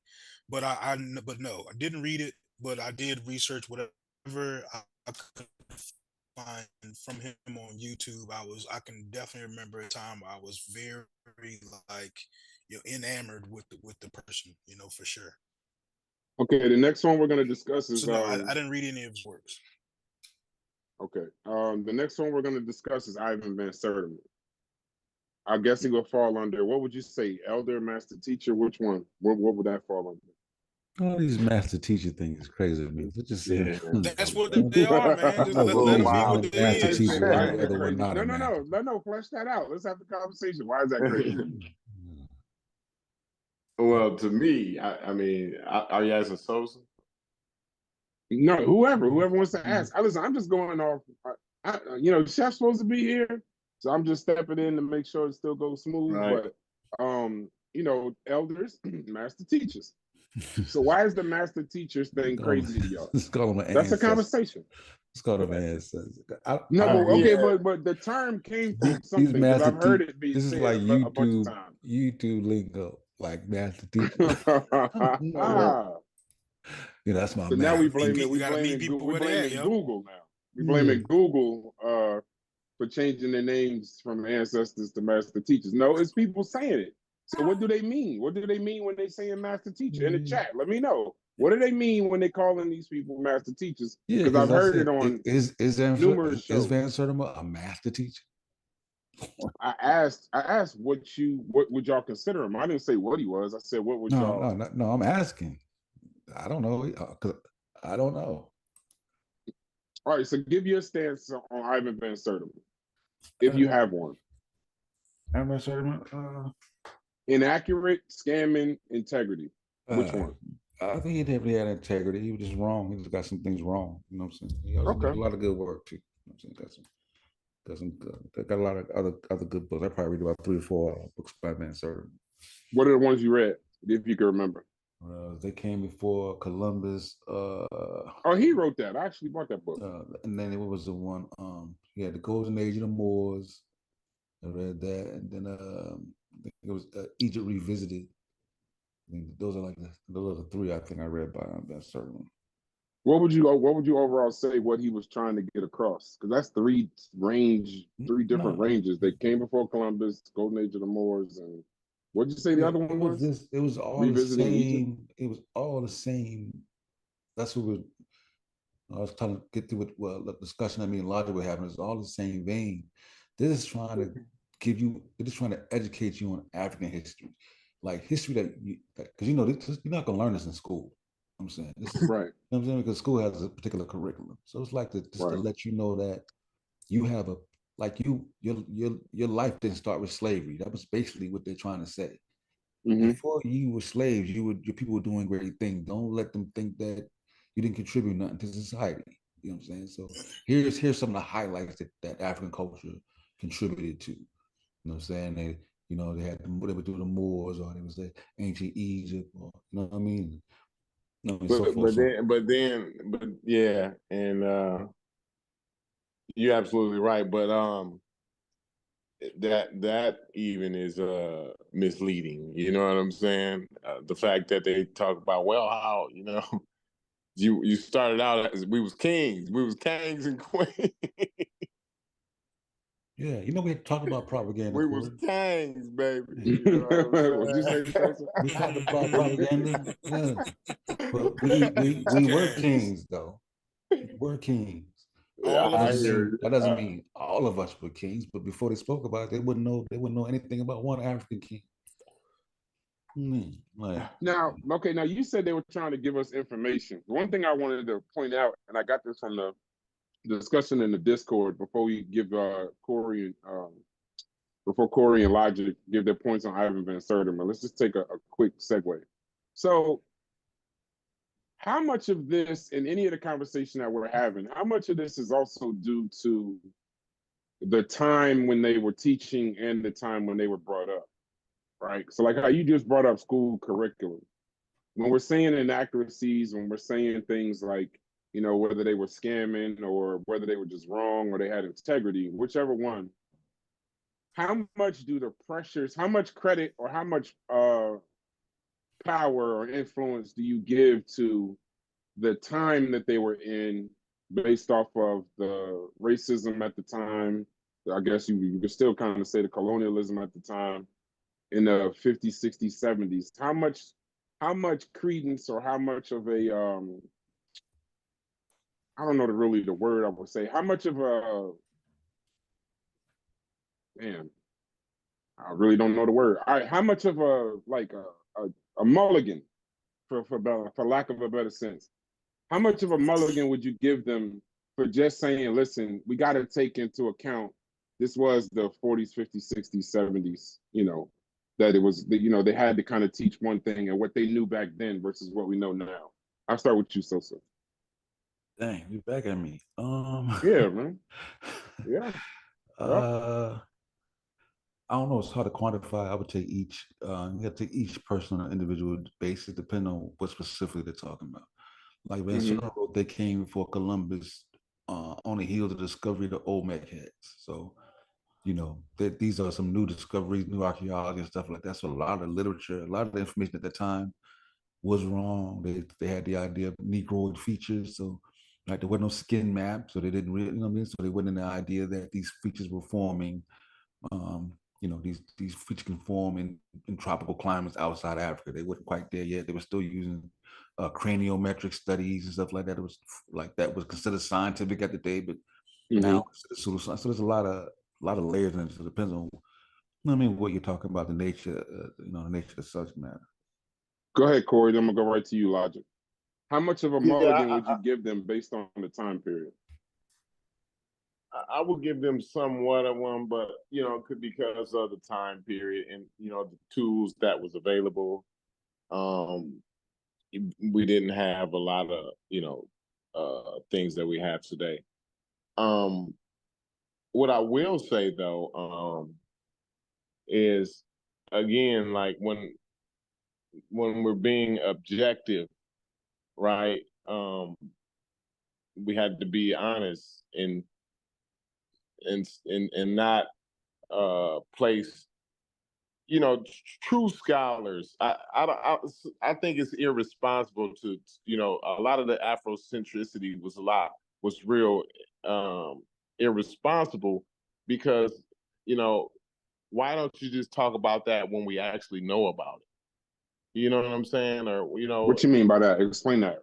Explain that point. so just like supposed to explain, he gave a good example with the Omak statues, right? And we you know, one would look at it today. You know, you'd get somebody here in 2024 and look at the Omek statues and be like, yeah, man, them had to be some brothers. You know what I'm saying? Right. But that's layman, right? Uh, I think as a scholar, you talk about what you know. That keeps us away from having to step back and all we will be doing is adding to. And that's what the real scientists do. You know, when they get new information, they add to the information that they had before. They don't have to say, "Oh no, they wasn't niggas." You know what I'm saying? They had a blank spot there. Now we have better information. Now we can add this, and this. You see what I'm saying? And that's the responsible way to do it. So I think that they were nefarious. No, I don't think they were trying to be nefarious, but I think there was a bit of if I'm gonna have any critique here, you know what I'm saying? I'll say it was slightly irresponsible. Logic, and then the owner of this channel is back. He could take over his show. And he's Logic, a reader of Ivan Van Sertima. Yeah, that's So what I go say. ahead. Ivan Van Sertima. He probably came back just for that. Right. So go ahead, Logic. Speak on the speak on. Do you give him a mulligan based on time period, and then Chef, take the keys. Go ahead, Logic. And specifically Ivan Van Sertima, no, I'll give him no mulligan whatsoever. One Why word is pops that? into my mind, and Corey kind of said it but didn't say it. The word that comes to my mind is unethical. His findings are completely based on lookership. Oh, they got black features, and maybe Sosa can comment on it because I think he has some more details, but they're completely based on, oh, this particular person or these heads look like they could be African. Look at the nose, look at the mouth, and that's not how an archaeologist does his job, right? At no point in time did he have any sort of solid evidence to make any of these claims. He clearly just went on, oh, they look like they can be African. So to me, you know, you're at that point, you're not even being an archaeologist to say that you found something new. You're in the layman at that point. So I wouldn't give him a pass at all, me personally. Not this particular circumstance now.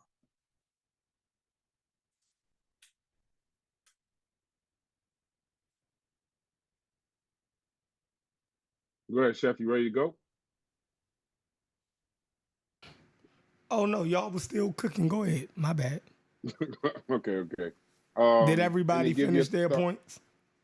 Yeah, everybody finished their point. We covered Ivan Van Sertima, we covered Dr. Ben, and we covered John Henry Clark. And I think the next person we was going to cover was Cheikh Anta Diop, but you're more than welcome to step in and put your chef on it. Oh man, I was upstairs cooking and I was listening to y'all. Y'all was actually y'all was on it. I don't have too much pushback. The only thing when we start talking about John Henry Clark, you know, is one thing we have to look at what they really specialized in, right? Now he was a historian, right? So he could cover a lot of different topics through history. But where he really excelled at was looking at European records and African history. Contemporary African history was his main caveat that he really excelled in. And we don't really hear too much about John Henry Clark because we're so enamored by ancient history, right? But John Henry Clark did most of his work in the far as after World War II and the African what you call it independence explosion and the civil rights movement. You know, he was very he was very I wouldn't say I would say instrumental in those type of. He had a great relationship with Malcolm X. A lot of the information that Malcolm X used to get that was extra Nation of Islam, meaning not a Nation of Islam teachings. He, you know, used to converse with John Henry Clark a lot. So you would hear him talk about history and stuff. So you knew he had, you know, he had some fellas around him that could really give him, you know, and the political ideologies that Malcolm X was is so renowned for. You can hear a lot of John Henry Clark in those things when he talk about Nkrumah and all of that. John Henry Clark actually worked for Nkrumah in Ghana, right, during the independence movement of Ghana. That was such a huge thing for African people around the world. That Ghana was the first African nation to get its independence, and African Americans and Caribbean Americans flocked to Ghana as being, you know, I guess the great Pan-African revolution. And John Henry Clark did a lot of his work there. So I'll hold up one of his works, right? That really speaks to where he really did most of his work at. Well, now we know he was a Pan-African. So if you look down here in this book, he covers Garvey, right? And then far as the African independence, he has Nkrumah right here, and then he has Patrice Lumumba, right? And then he has Malcolm X, far as the African American, that kind of put the whole thing into you know, make it a global thing and how Africans around the world viewed the African independence explosion. So John Henry Clark, definitely his best work was more of a contemporary historian. So that's where he landed at. Now, what was the next one? I wanted to get into Cheikh Anta Diop. Oh I no, think no, we're no, going Van down a Sertima, nice Van Sertima. Oh yeah, Van Sertima. Yeah, that was the last one, but you didn't give your point. Give your point on Van Sertima. All right. See, it always becomes hard when you heard everybody else's take on it, so you start to twist your, you know, to try to sound smarter than everybody else. So I don't want to do that. Exactly. Because you Okay. take everybody else's perspective and then you Exactly. switch yours up. So Form the your person that own, goes the person that goes first, you know, is really, you know, the real soldier, because Right. you know he's going to get critiqued through the whole, you know, by everybody on the panel. But all right, so Van Sertima. I agree with everybody on the panel. He almost, and for logic, he definitely spoke about, how do I want to say it? He definitely spoke about, he was the one that was most heavily criticized by academia. They definitely looked at Van Sertima as one of them. And everything that he put out was critiqued by them, right? So I would say that was a that's a way that you could look at him and say he was definitely on par with academia, because they actually took him serious. Mostly every work that he put out was critiqued by academia. Even his books that he put out for the secular world and not academia, it wasn't like his stuff was written as papers that go in academic journals. They were actually for us, for the lay people. And the scholars actually used to actually critique his work. They wanted to, so he was one of them, right? So that's how I Okay. see him. You dig what I'm saying? I see him as everything that Dr. Ben and them wasn't, right? For all of the Mm-hmm. flaws and stuff that they had, he actually was the one out there on the front lines taking the blows for Afrocentricity. You know what I mean? And we don't even know if he was an Afrocentrist, but he took the blows for us. So that's where I'm at with Van Sertima. All right, you can go. You're doing a good job too, Bryce. Appreciate it. Appreciate it. All right. So Cheikh Anta Diop, and we'll start with you. Cheikh Anta Diop, would you consider him a scammer? Was he just inaccurate? Or would you say he was a man of integrity? Sheikh, give your thoughts on Cheikh Anta Diop. Oh man, Cheikh Anta Diop wasn't a scammer. I think he actually believed everything he was putting forth. So was he inaccurate though? Was he inaccurate in what he was putting forth? Yeah, he was inaccurate. On his main thesis. Now he got a lot of stuff right? But on the main things that the conscious community focus on about Cheikh Anta Diop, that's where he was wrong. It's the darndest thing. His Negro Egyptian. Roll off. Yeah, the Negro Egyptian. The Negro Egyptian, the Black Egyptian, Melanin dosage test. the melanin dosage test. Well, all of that is the Negro Egyptian. He was trying to prove that the ancient Egyptians were the same as the Negroes of sub-Saharan Africa. You dig what I'm saying? And in French, he said it like what's the word? Unequivocally. He meant that. You dig what I'm saying? So he was wrong, but he actually believed it, and he actually mustered up his evidence to prove what he was saying. So I don't think he was scamming. I just think that he was wrong. That's it. What would you? I'm gonna go down to. Go ahead, Corey. I feel like his supporters in 2024 are the scammers. Now speak a little bit on that. So you say something, and I can't go to Corey. And then if y'all wanna add a little bit, it's fine, because we're only gonna do about maybe 4 or 5 more. Why would you say his supporters are scammers in 2024? Because his work has been critiqued now, right? So we know what he got right and what he got wrong.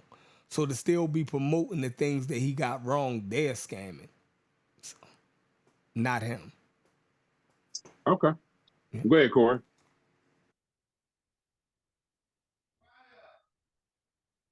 You're on mute if you're talking.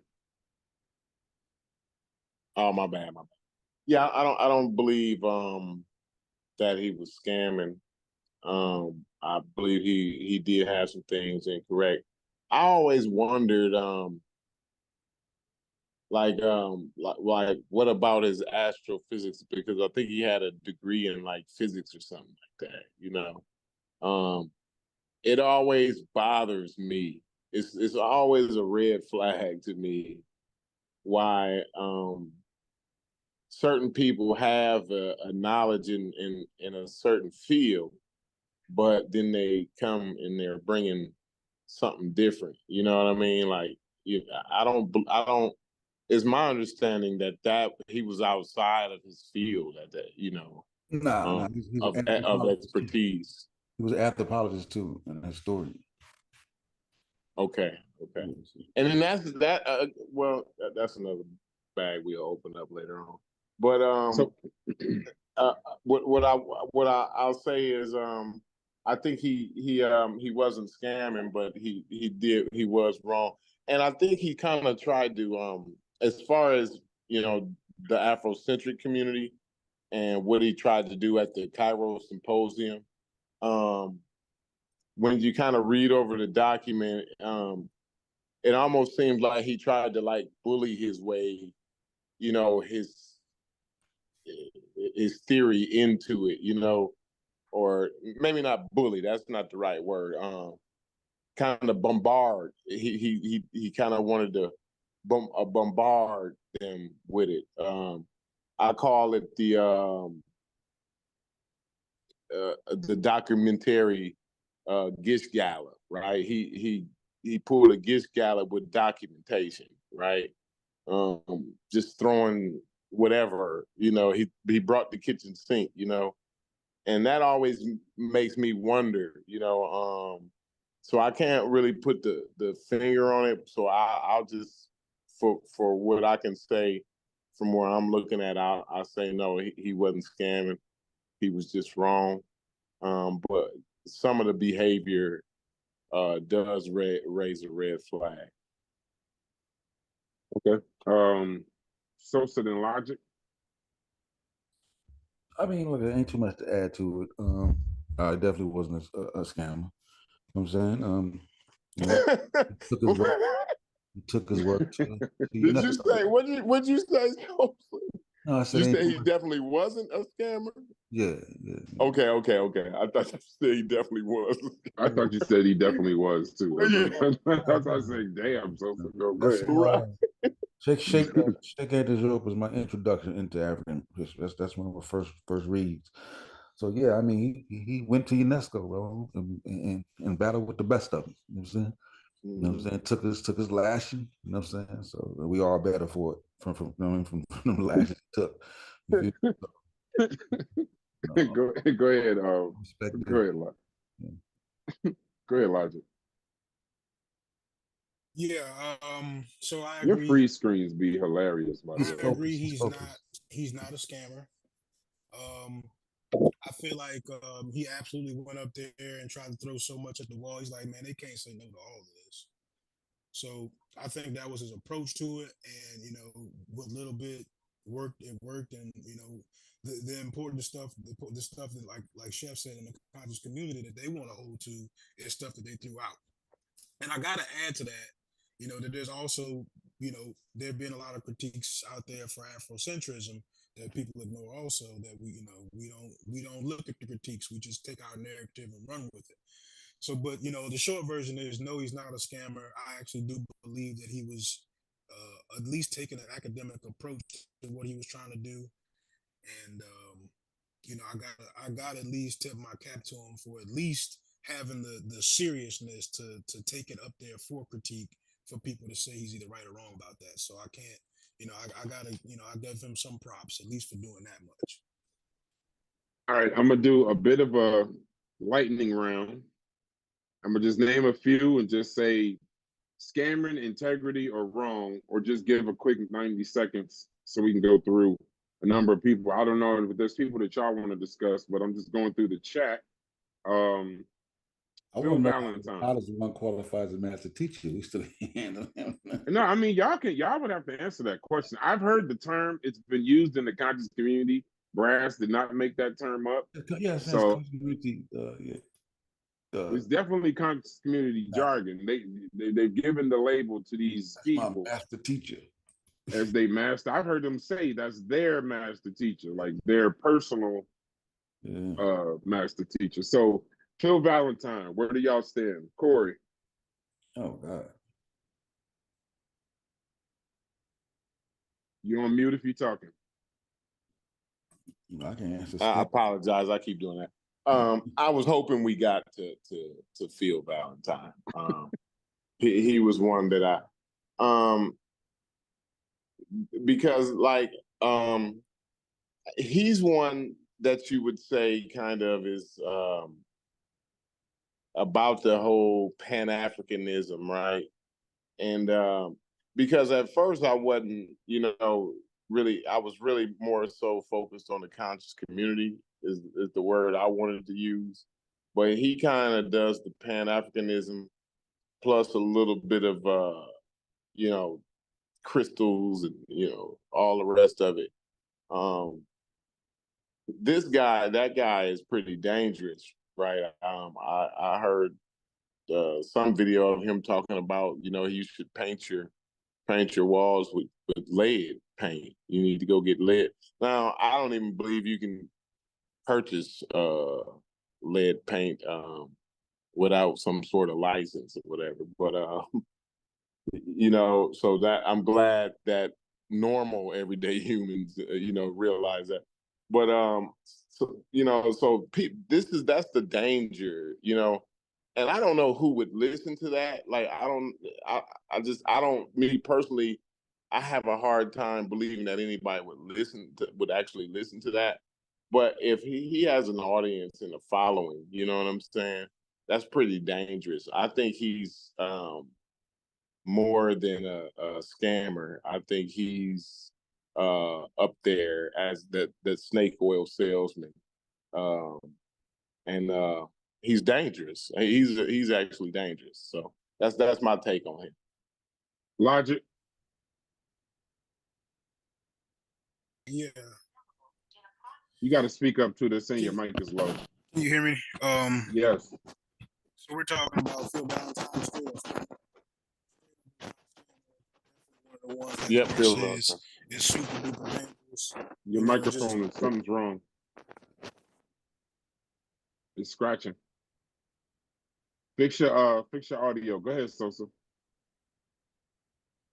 I mean, to the person that once told people doing COVID to paint your house with lead paint. That's the easy one. I don't think he's a scammer. He might be insane. But now, how would he even be put up into the level of, what did he do to earn the spot originally? Okay, that's during COVID, so that's 2019, 2020. He already had a little fame from, he's around, he's within the Delbert Blair, the Bobby Hemmett. Phil Valentine was, he's been around for a while. He's just a little less known than shit. Some might argue he's more well known than Dr. Ben. More people Really? Phil Valentine than Dr. Ben, from Hidden Colors and so forth, so on. So yeah, he might be more well known than I do believe Phil Valentine is probably slightly more popular than Dr. Ben. Yeah. Okay. So they're calling him Feel Good Valentine in the chat. Logic, is your audio better? You still thinking? Yeah, your connections lately, they've been real chakra, real weird. You're on mute too. Yeah, you're on mute, Logic. What about, am I still on mute? You good now. Go ahead. All right. So yeah, Phil Valentine, easy one. The whole lead paint thing, that's just dangerous. That'll get people actually like killed. So he's definitely a person who just you back out of there, Logic.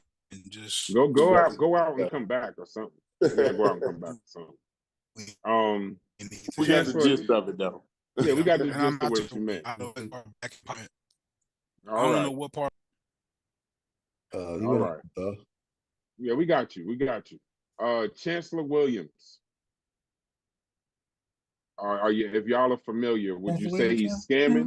Man, no, he was Chancellor Williams scamming. Man, he just got some stuff. He didn't even necessarily get it not that he got things wrong, just that his framing of Uh-huh. things in terms of black and white race that really messed up his book. That the actual book itself was actually pretty decent. Okay. Yeah, he wasn't really scamming. Like he wasn't really out there like that. Like most people, like people know the destruction of black civilization, but that's really about it. That's not like a pseudoscientific book, just outdated terms and stuff like that. You know what I mean? I mean, and no sources. I mean, but for the most part, he was okay. He was okay with that. He was okay. What say you, Corey? I'm not really familiar with him, so I'm gonna have to say I don't have an opinion on him. Don't want to judge the man. I got you. No, I don't want to judge him. Anthony Browder. Oh, he's a you know, he's a tough one for me. I think you have to be sometimes rhetoric and hyperbole, propaganda can be decent, right? But with your audience, you have to be sure that you have a responsible audience. You know what I'm saying? Mm-hmm. I don't know that he's taken the time to be as responsible in that area. So he could be dangerous. You know what I'm saying? It's really difficult for me because I could give him the what was you saying earlier? You know, I can give him a sort of a pass, right? Yeah. Mm-hmm. The mulligan. Give him a mulligan. I could give him, you know, maybe a half a mulligan, right? but I can go all the way drastic and say he's just flat out dangerous. So Okay. that one right there is a little difficult for me. I'm gonna hear what the other brothers got to say. I'm interested to hear what the other brothers say. What I'm you not got too on that? familiar with Okay, you back Logic. Okay, you're not too familiar with him? Okay, Mm-mm. go ahead, Sosa. Now, if I'm not mistaken, Anthony Browder is the archaeological digs. Like he's the guy that goes on the digs and stuff. Mm-hmm. Restoration work at the Egypt and stuff like that. I mean, he still holds advanced Sertima and stuff like that. I think I think he fully invested into what he believes. I don't call him a scammer though. I think you know, I think sometimes with some of these older people, we think that they're into having their ideas challenged. I remember like trying to converse with Renoko Rashidi on Facebook, and a lot of them brothers like, man, they ain't trying to hear no critique, bro. How you gonna tell me? Like, you know what I'm saying? I think it's a lot of that too, man. A lot of times people get older, it's hard for them, you know, just from how the brain works, man. It's hard to change old ideas. You know what I'm saying? It's something to can't teach an old dog new tricks. Like that's a real thing. Like normally when they get to a particular age, they no longer read new material. Right. They're working on the body and all that they already have fixed. And you know what I'm saying? That's just where they stay. They already got the same, they're not changing circles, they stay in the same groups. You know what I'm saying? Like yeah, changing idea, that's a young man's game, man. Like, for real. All right, before I say That's the next talk. name, they said 19 Keys. I wouldn't consider him either. Brother Rich, I don't know who that is, but someone named Brother Rich. Brother Rich saying, is I don't know. He is wow. You know Brother Rich Sosa, Black Magic TV. Oh yeah, I never watched him though. Yeah. Oh yeah,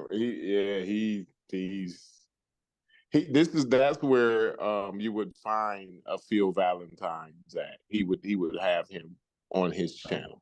You know what I'm saying? Okay. Like astrophysics type, you be on that type of stuff too, like space. Oh yeah, you know, the crystals, I mean the whole shebang, brother. You'll find what's the sister's name? You know the sisters. Come on now, Queen of Fool. Oh, yeah, I Queen of never Fool. knew who Yeah, Queen of Fool was. Okay, everybody yeah, said yeah. You'll find her over there. You know what I Queen of mean? Fool. Queen of Fool is You still know, alive? I believe so. I believe so. You said that she's still alive? Yeah, is she Yeah. old? Yeah, she's Like she still got to go to alive. She's She's still 60s. alive. she's pretty elderly. She don't look bad for That's her what I'm age saying. though. I've I heard that think name she's a pretty. while. She had to No. be in her She's still 60s. alive. She's still alive. She'd No, be in she's like older, but 60s, right? no, she's not in her 60s. No, She, she I more think than she would be a way little more bit than older. 60. Oh, I oh, think she'd be in her 80s almost. Yeah, she oh, around okay. 80. Yeah. No, I mean, listen, I don't know what if it's true or if it's not, but whatever she's doing is working because for her to be that age, she CMOS, CMOS and she still Elderberry. does yoga and things Bro, like she that. got So good health care. That's how the scam is paying. The scam is paying for good Yeah, health care, bro. Is you kidding me? that's all CMOS and Elderberry. CMOS and elderberry. CMOS, Elderberry, and Yeah, then that's gonna be a Man. clip. Prepare that to see that again. That'll be a clip. Real quick, Francis Cress Wilson. Wilson, is that how you say it? Francis Cress Wilson? Rest Yeah, in peace. Wilson is nuts. Yeah, and I don't know. I don't Rest know in peace that. to the sister. I don't know that her. She knew she was wrong, but I don't think she I gave don't know if there. I don't know if she was being nefarious in it though. I don't. It's hard. The world. Human beings are very, very complicated. You know, it's I think she really thought, you know, it's like my grandfather said, the road to hell is paved with good intentions. You know what I'm saying? Yeah, it's something in me wants to, and maybe it's because she seems like a nice lady. You know what I'm saying? But something in me wants to believe that she felt like, you know, this is something she had to do. You know what I'm saying? Like, fuck it, I'm wrong, but but you know, it's gonna work. Yeah, You know what I'm saying? I think she's a great example of how we got here in the first place, right? You throw all your throw everything out the window, yo. Just throw it all out the window for your agenda that you got going. I'm not blaming so Right. Yeah. So you putting the whole and see, look, you can go putting from the whole misinformation, miseducation on Francis Cress Wilson. I'm saying right. I'm not putting it all on her, but she's a great You example. you said she's the reason why we got here. I'm saying that question is like the reason why we got here. We have a clear I example love of somebody who is throwing it all out the window. Like, I don't care if it's wrong. We need this. Yeah, you know what I'm saying? Like that's definitely so what you're I'm saying. the premise for the show. Yeah, but listen, look how many people we talk about till we finally got agenda. The agenda is so superior that forget accuracy, right? I don't care if it's wrong. We need this. Right. And that's really a part of what they did. No, see now you're gonna do the whole. They gave us Let them finish and then I go right to you. That's a word that they Now you're shit off now. You Michael Jackson now. Every time he start cooking, this connection. I really wanted to hear his Logic. You gotta make sure you tell me. Yeah, make sure you come back and finish that point. You gotta finish that one. That was a good point. No, we done went through 8, 9 different master teachers, and we get to one. And yep, that's what they all. As soon as we get to Francis, they always go on it. They put it all on Francis. I didn't put it all on Francis. Her and Wade Nobles definitely gave us a prescription. I have Wade Nobles on film saying that he's prescribing us something. Absolutely. What did he say? He was prescribing us what though? You got me there. Real. I'll just chill with that. But he's definitely prescribing us. Yeah. That's why I'm not going. Question. That's why I'm not going too far. So I didn't say the whole thing down. I'm good with everything else I said. But he absolutely prescribed us something. He absolutely prescribed us something. That's his words, not mine. Yeah, So something. Yeah, it's something. I like these words. This was out of something. Did something. Yeah. But I do Did the see thing. that's what I was talking about with Anthony Browder though. You could go. It's a drastic swing with him, so you can go drastically one side to the other. So you could give her, the pass on like, man, she just, even though she knew she was wrong, she just Pan thought she African was Jay doing say, good. what did she Hey, Or say? you can we can get say that Rose, Pan she African was Jay want to know changing. what did she one say that was second, Corey. wrong. 1 second, Okay. Corey. Can we get Pan African Jays on the pedal, You please, want to bro? know what she said that was wrong. yeah, I Because agree. he been The steady thing killing about y'all Pan while y'all been African talking James this whole though, time. He been killing y'all this whole He time. He got to about be. as He got to crazy be. as Cress Wilson, but He yeah, got let's to get him up here. He got to be at the end of but the the show. thing is, he So, don't know how to, he don't know when to His stop talking. decorum, yeah. he got to do that. Yeah, it's like, James, hold on, we want to respond to you, but he go on and on. But go ahead though, if y'all want, what I We mean. got to I do ain't that. No. Well, mad. we're not done. Once we're done with the show, then we'll go off the rail. The Okay. so Frank, we agreed on Francis Cress Wilson. Now I want to do a little bit of a flip. I mean, somebody said Delbert Blair. We already said we assume Wayne Nobles is off the chain. But somebody said Delbert Blair, but then I want to go to more modern. Let's get a stance on some modern people, if y'all don't mind. I wanted to at least answer his question. Now, he was like, "What did she say that was so wild?" Okay, go ahead, answer the question. So she got the melanin with a superior trait. So she was saying that the melanin that's found within us, right, is a superior biochemical substance that gave Black people physical and intellectual advantage, enhanced sensory perception, higher intelligence, and a deeper connection to the universe. He's so That's wild. just one. Damn. That ain't just, that's not just wrong. That's creatively insane. You know That's what? insane. But look, tell me you ain't powerful. You don't feel powerful after hearing that though. I'm ready. Oh, it What you does. Oh mean? yeah. Like, Oh hell yeah. like, see, Logic. Yeah, I'm ready. What you he mean? was saying, yeah, to what that? Logic was saying earlier. I'm Yep. ready. What you mean? What say Black you to black that? empowerment at any means. By any means, black empowerment. Go ahead, Right. Logic, speak to it. I mean, I said that she is a great example of like why we even want to have this conversation, right?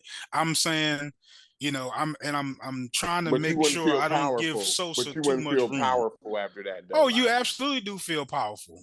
But But with once you you, feel he's like saying with you. what I did when I heard it. How about that? I'll give you that. Oh shit. So look, the part about it is that so once you feel like it's wrong, or once you realize it's wrong, are you no longer powerful? Right?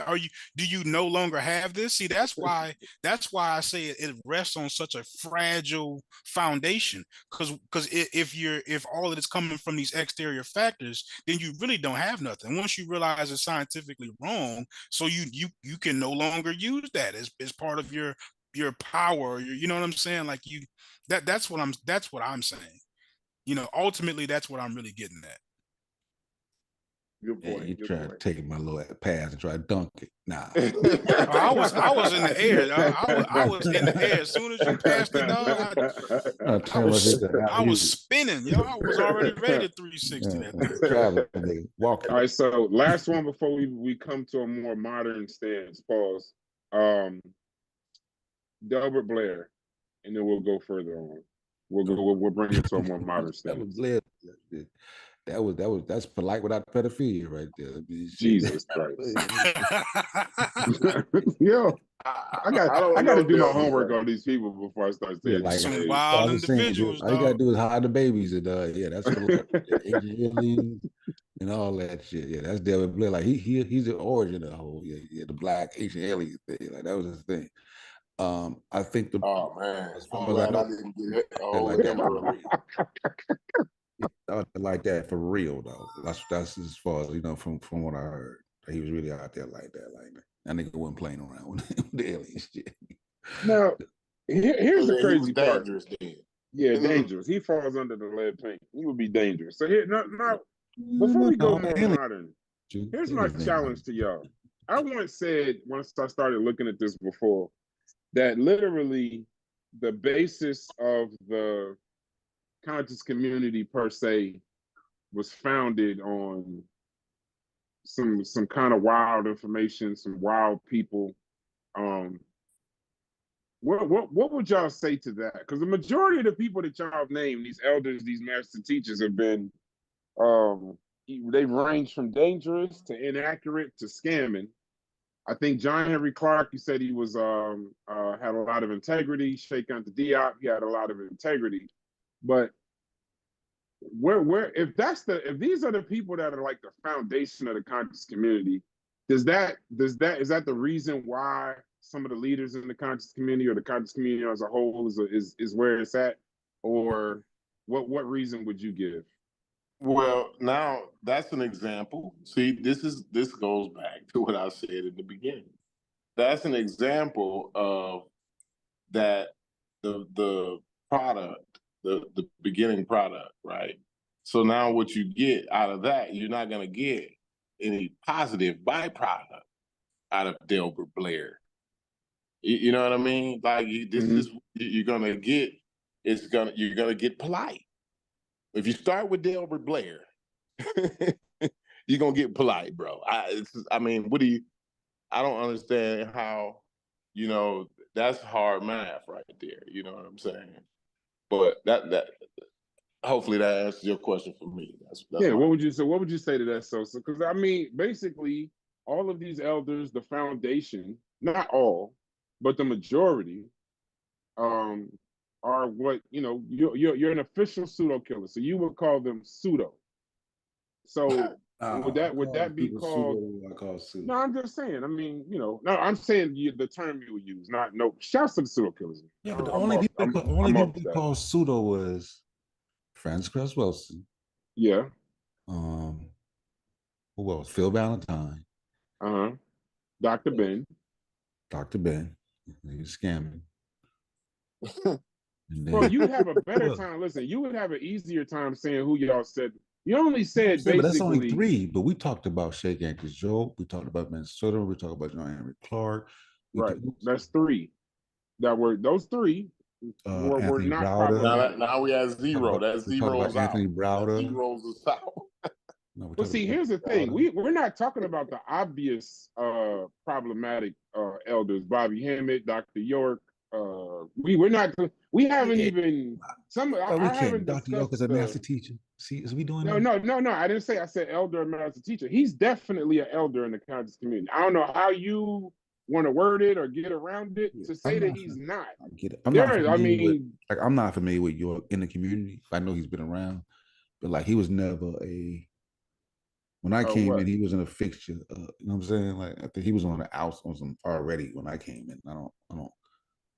I mean, I think by the time you I don't know. Put it in the chat. Would y'all consider Dr. York? Would he fall under elder? Because I mean, if he was part of the community, like even like the people before he wasn't a part of the conscious community. You would say, from my knowledge, I recognize like the origin being like the Delbert Blair, Phil Valentine. Like he may have been around, but like there's no like interviews with Dr. You know what I mean? Like anything like that. Okay. There weren't no Wapians in the community, but I think at that time he was already facing the charging and shit like that. That's at least for me. Somebody might have a different perspective, but at least for me, I didn't see him too much of. Seth Breeze said Dr. York is like Farrakhan. That is wild. Pan-African James said no, he was the leader of a cult. Yeah, I agree. That's obvious here. I don't remember him in the community like that. Like. Okay. All right, so let's go modern if y'all not afraid. This is the coalition. Hopefully y'all wouldn't have a problem putting y'all stance down on more modern people. More master teachers? No more master teachers. These are your contemporaries. So junior master teachers. Junior master junior master teachers. Are y'all familiar with, let's see who I can remember off the top of my brain. Reginald. Would you say Reginald is incorrect, scamming, or a man of integrity per se? Or what, or you give your category. Where would you put Reginald? I would put Reggie as neither of those. Reggie has a brand new category. About to get banned. Go ahead. Reggie would fall under internet panhandler. That's where I would put Reggie at. I think Reggie is just an internet panhandler. So what I mean by that, right, is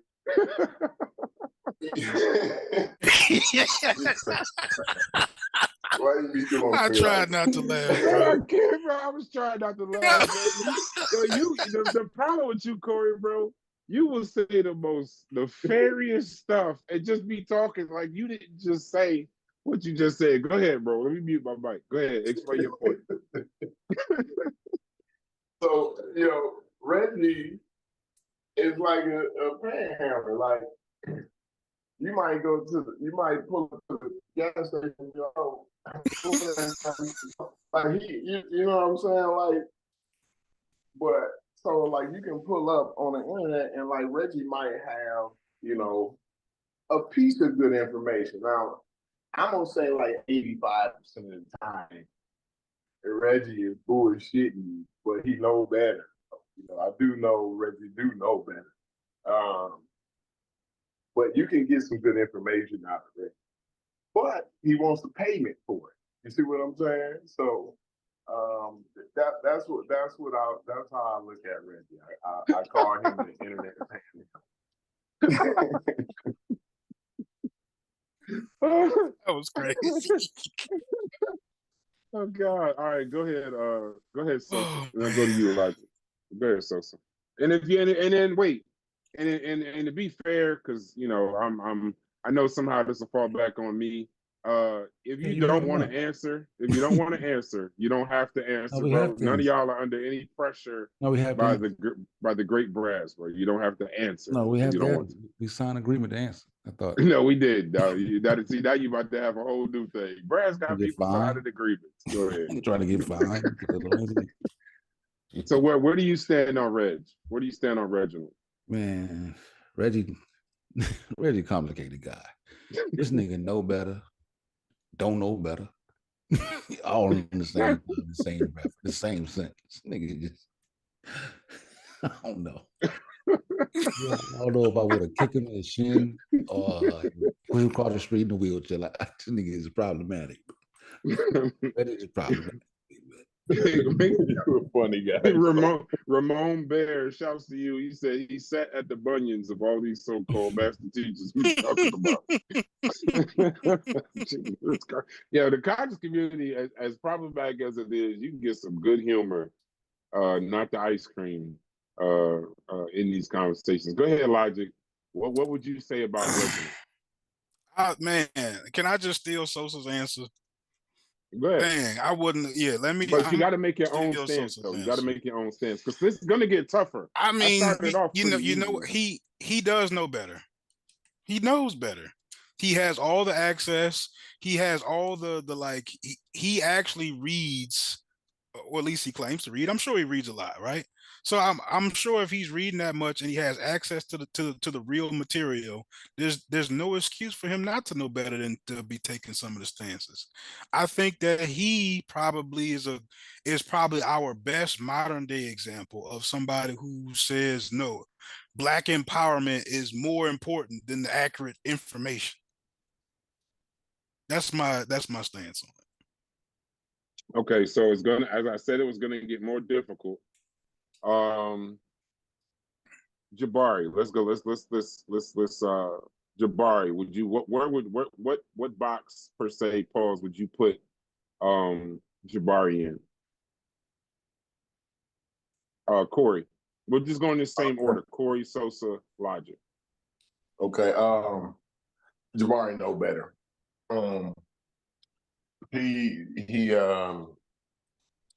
He does his thing with plausible deniability though. If you challenge him on something, he got a way to clear it up to where he gets a little more accurate. So he's conscious of what he's doing. So I'm gonna say he falls under scamming. So you would say that Jabari is scamming? Yep. Okay. Go ahead, Sosa. I'm gonna say Chef set us up, man. Like, got me on here. Because now he don't got to give his stance. Yeah, he got me out there I know what making he doing. flagrant stances. I saw it early. All these flagrant stances, all these shots gonna come back, and then they gonna come back to him. I get it. Yeah. Man. You know, just in case we may have further communication in the future, I'm gonna plead the fifth. FIF on No, I don't have a problem with that, bro. I don't have a problem with that. Shout your bar. Let's shout your bar. I will say I'll give him I give him respect. I mean, he is actually going after his doctorate. I don't necessarily know what it's for, but if he's actually going after the actual education, it's for sewing. Yeah, go ahead. You just destroyed your friend. It don't even matter now. Go ahead, Logic. He definitely knows better, man. He's even closer to academic than Reggie is, and he knows he can't go. Well, he might be, depending on what school he's at, right? He might be able to go up in there and say some of the stuff he's saying, but he's not. He's bringing it to Black YouTube, which I would say it would make him even more responsible for the stuff that he's saying, and that doesn't appear to be the version of him that I get. I don't get this. This staunch academic. I get this revolutionary ideas, right? These ideas of let's go up against the grain, even though you know that when it comes down to it, you have to be historically accurate when you go to work. But when you get off of work, you can play. That's what I look like he doing. By the way, chat, y'all put the names in the chat that you want us to discuss. Shouts to Chief X. What about Chief X? Where do y'all land on him? Go and we'll do a reverse order. No, we'll stay in the same order. Where do we stand with Chief X? Damn, Chief X, what do you do? No, he ain't do nothing wrong. It's just I want to get a stance. We're saying this way. One of the reasons why I'm doing it like this, Paul, is because I don't. We're discussing the elders, but we're not discussing the products of the elders. So let's see, because right now it's not a lot. It seems like maybe these people shook. There are no good products of the elders. Say the information that he was on. Unc is I get it to him. Unc is hold on, wait, stop. Go ahead, Sosa. Then because you about to go off. The information that he's on and the shit he's doing is based on a noble venture. So do I think he got everything Chief right? X? Chief X. But do I think he got everything right in terms of English? No. But I think his intent is to seek out the accurate information and actually fight pseudos. You know what I'm saying? Okay. So he's a pseudo. Or he's not. He's trying to fight. He's trying to fight pseudoism. That's definitely what okay, cool. Okay, I respect that. Go ahead, Corey. You on mute if you're talking. Quick so I think Chief X is one who, like so said, is he wants to fight pseudos. I think he likes to do it in a provocative way. He likes to. I like his style. I like his style a little bit. That he's he'll jump out there, and then when you kind of get to the meat, when you get down to the real conversation with him, he'll kind of get accurate, more accurate. I'll say I think he don't got everything right as far as his argument, because I think his he's more known for his argument against Black Egypt. So as far as what I know, I think he doesn't have like everything like spot on, but I think he's close enough on that argument, and I think he like I said, his intentions is to fight pseudo. So shout out to Chief X. Keep up the keep being the provocateur. Okay. I just met him. We actually getting together to do some content with Trimedia Carnivorous podcast, so don't look out for that. Go ahead, Logic. What's your stance? What would you say on Chief X? And by the way, we're not actually talking about people. We're just giving opinions. That's what media and critique is. This show is not to slander. I'm actually trying to find a balance, and you'll get to the point of how we're discussing the elders. Now we're going to discuss the products and see if there's any change. The one good thing I will say, one positive thing I'll say is that for the most part, the products of what would be about 50-50 scamming or high integrity seems to be a lot of integrity, maybe wrong or inaccurate, but at least the range of integrity has gone up. So I think that's fly. If you're not catching that in the chat. What would you say, Logic, on Chief X? I was kind of introduced to Chief X really late. So I don't know a lot about his early stuff. But from the stuff that I heard about him, the first time I heard, I was like, man, ain't no way this dude know what he talking about. And then, the more I listened to it, I had to be like, dang, he actually is in line with a lot of what the scholars say, at least on, with the few things that he said about the Nubians and the Egyptians, right? He was right about that. Now, as far as like all the rest of his stuff or some of like the real nuances of his argument, I'm not even that familiar with it, but I wouldn't call him a scammer, and I wouldn't say he's from what I know of, he doesn't seem like a byproduct of these early how would you say, we were just the master teachers. He doesn't just like align his arguments with those people. He is coming up with his own arguments. I'll give him credit for that. All right, so okay, appreciate that. All right, so before we go into the next one, and I think these are all good points. Kim Wade said y'all about to put Chief X over every elder. Bailu makes a good point. Maybe you guys should provide examples to accompany some of these judgments. Geechee says we should talk about Shahrazad Ali. If y'all are familiar, that's cool. James it says link. Yeah. I don't. Chef got to do that. I don't have that on here. Chef, Ray Black says it just seems to be emotionally based and vague statements. He knows better than what exactly. So you said for Reggie and Jabari that they know better. You and Corey said that. When y'all say he knows better, could you be more specific? I'll take this one first. More specific. So he knows that he cannot bring whatever argument that he's bringing here on YouTube to academia and go nowhere with it. He knows that that'll get shut down day one because 90% of it has already been discussed in academia. What argument specifically? He says that the Egyptians are black people. We can stop right there, and he can't take that into academia. They already threw that out in 1974. So you using an argument that's 50 years old that was discredited 50 years ago, and we're acting like we're bringing up some new conversation or giving momentum to something that's been already disproven 50 years ago. He knows better. Okay.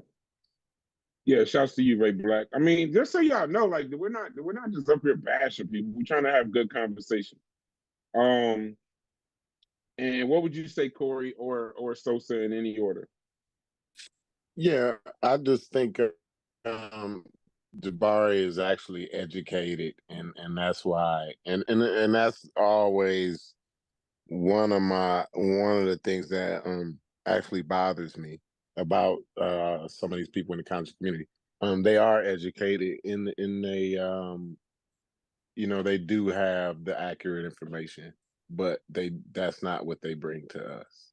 And I always say, when the snake oil salesman, right, when he go down to Wall Street, he got pork bellies and orange juice, bro. But when he come to the black community, he got snake oil. Okay. So that's a big issue for me. Sosa?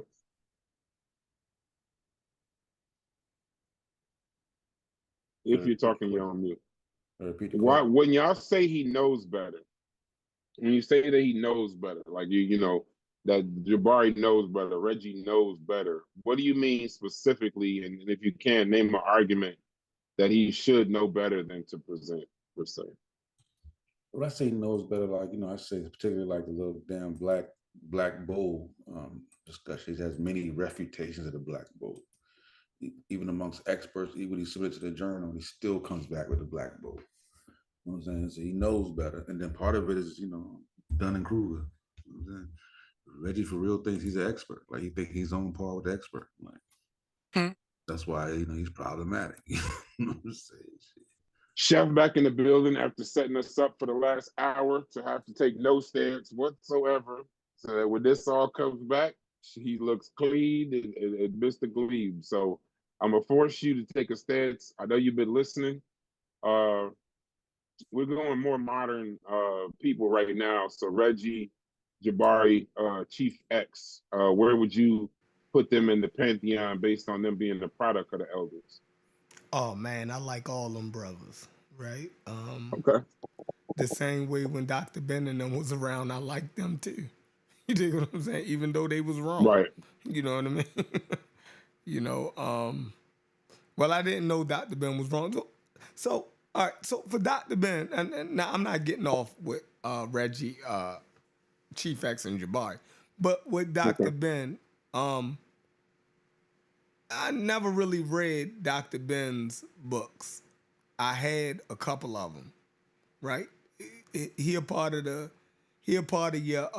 starter kit, right? Your conscious community starter kit, or your conscious starter before YouTube was around, right? You can go to the black bookstore, you know what I mean?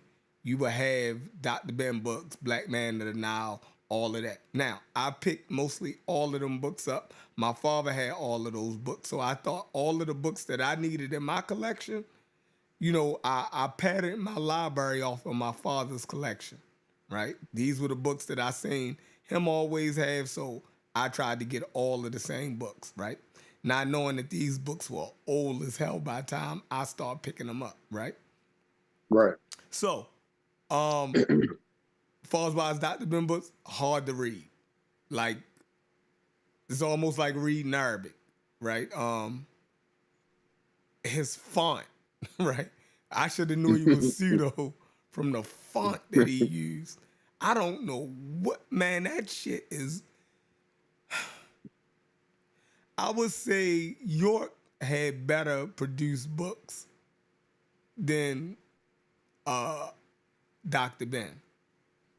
One of the key things to know how good a person work is if you look at their publications. Dr. Ben publications were horrible. So when people say, yo, I read all Dr. Ben's works, I be like, how? Like, how? Right. Like, I would read a half a page and would have to close the book. Like, it's the weirdest shit ever. Like, the type is too close together, is unabridged, like, it's not in formatted right for the page. Crazy shit. So yeah, the hell with Dr. Ben's books. We went straight to his lectures. Now, if his books were anything like his lectures, roller coaster. You dig what I'm saying? This man would say anything. Now, Brass, if you're not familiar with any Dr. Ben lectures, just type Dr. Ben up in YouTube, watch a couple lectures. You're going to be in stitches.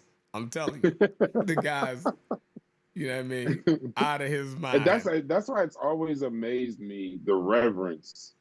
Oh man, before we started, and the funny thing is you and Corey that kind of started my conversation about Dr. Ben. I tried to have this conversation before, but it's because I watched a video, and it was just like, yeah, it was y'all were completely counter to what I had heard up until the time. But all right, let's go back to originals though. All right. And we're not gonna be scared. We're just gonna have the conversation.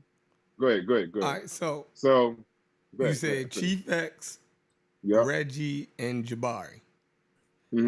I listen to all of them.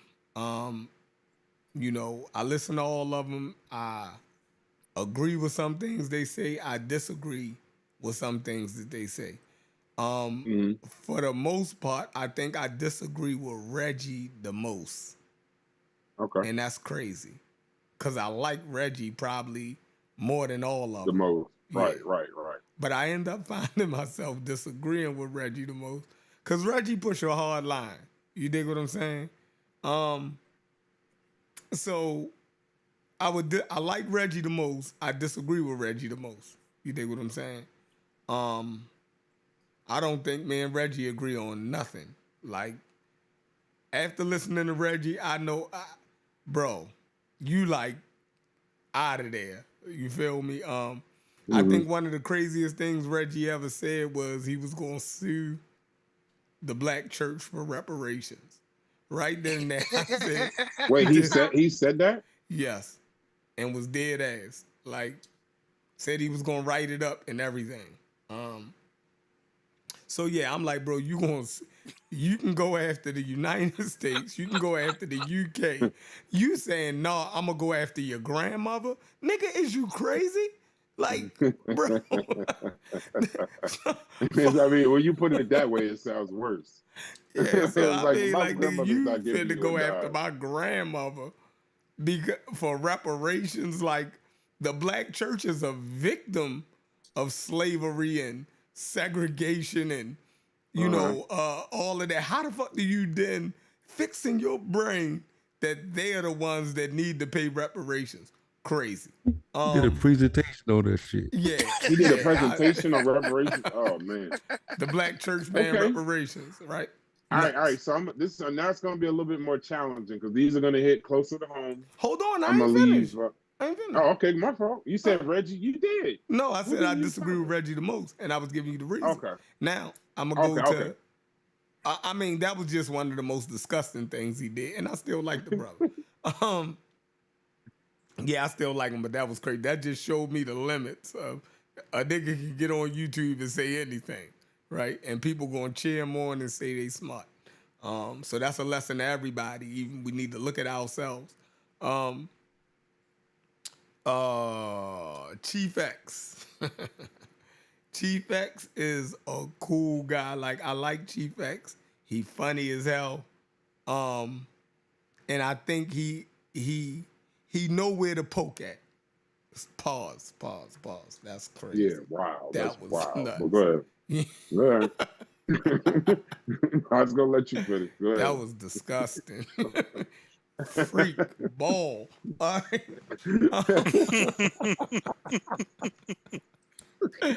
That was freaky as hell. I just lost my train of thought.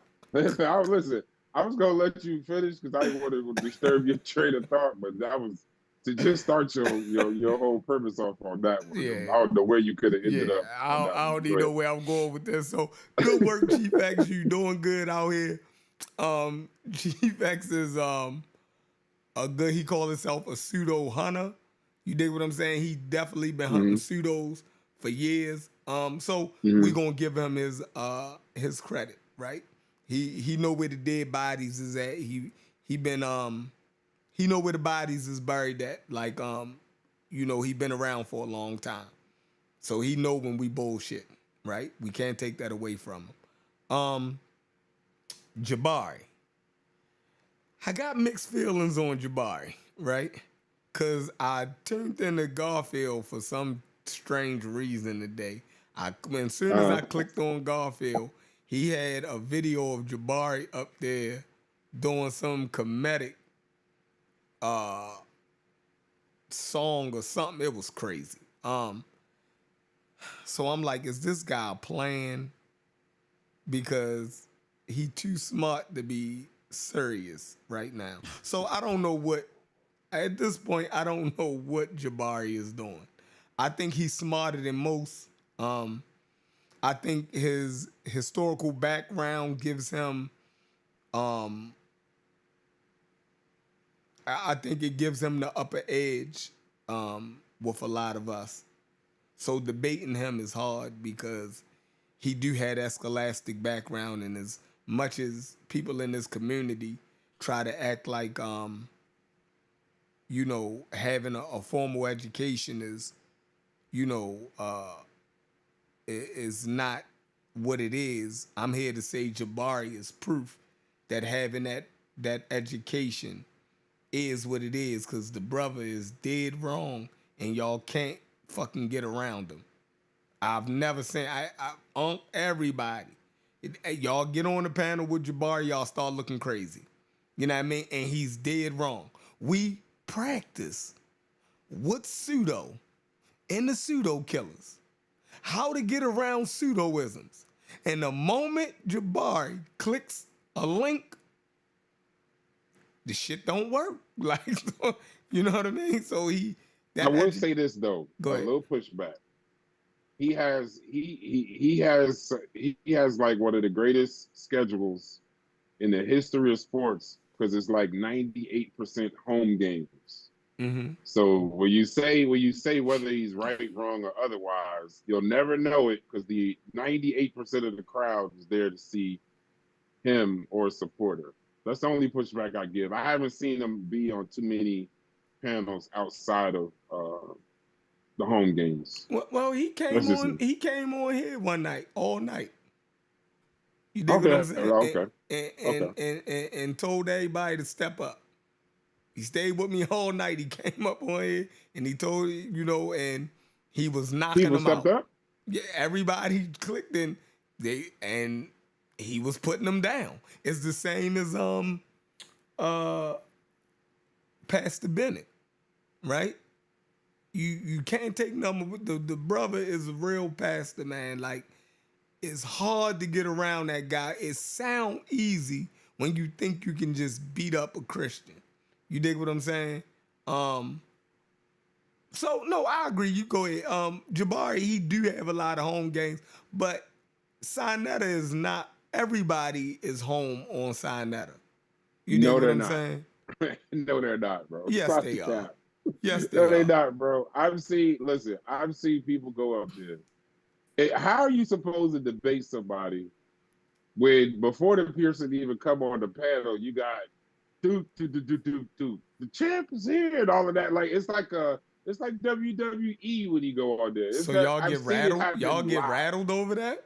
No, I don't get rattled. I never had a conversation. I'm saying I've seen it be like even in the chat. It's very difficult to get your point across when the entire chat, the host and the person you're going against are all on one side and it's just you. And you're on a whole nother channel, not your own. So you can get muted out. You got videos playing behind you. Now I've seen it live. I've seen matter of fact, more than once against many people. That's just my opinion for what I I've feel seen. you. I feel you. All right, this is my opinion. All right, so I'm gonna make this a little bit more controversial. Smash Rockwell. Shouts to Casual. Smash Rockwell. Would you what box would y'all put him in? Would you say that integrity, inaccurate, or scamming? What would you say? High integrity, inaccurate, or scamming? Oh man. Yeah. You go first. No, I'm not. I have no thoughts on this. No, I think I was saying Corey. Go ahead, Yeah, Corey. I would say Smash. I believe that Smash believes dearly everything he say. I just disagree with him on a lot of the things that he say. But as far as I can see, I don't see a scam. I just really in my heart I believe that Smash believes the shit he be saying. You know what I'm saying? So and that's where I'm at with that. I really don't, as far as I think he's a good guy. Like in real life, I believe I could kick it with dude. Like, you know what I'm saying? Like he seemed like an outdoorsman. You know what I'm saying? I see he do his RV. He does his I seen him on the ski doos and shit like that. So in real life, I believe he just a regular Joe like me, like, you know what I mean, fishing, you know what I mean, shit like that. As online and as far as the Egypt thing, I just think he wrong, but I don't know about scamming, so I just leave it there. Okay, what do you say, Sosa?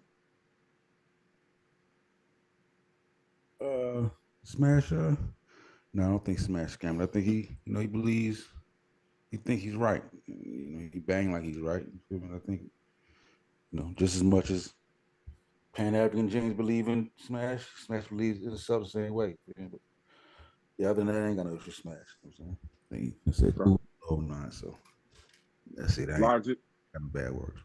I don't see Okay, a good. scammer. I cringe every time I hear him say that he's better than experts, or that he's once we get the professionals into the conversation, and he's still like, I know better than them. I cringe every time. But if I had to like just categorize, I don't think he's scamming. I think he just don't know. I think he's just how I guess like just real adamant about his position. He really does believe it. But no, I don't see a scammer. Chef. Smash, nah, I don't think he's scamming. Okay, that's unanimous. Yeah, I don't think he's scamming. Is he wrong? Is he pseudo? Yes, sir. You know what I mean? Now what do you paint real quick? Because the inaccurate was one of them too. Is he inaccurate or you got a different stance? Yeah, he's inaccurate. His understanding of the text, his interpretations of the text, is Afrocentric, or I don't know, what do you call it? You know what I mean? He just see black and go and just go numb or something. I don't know.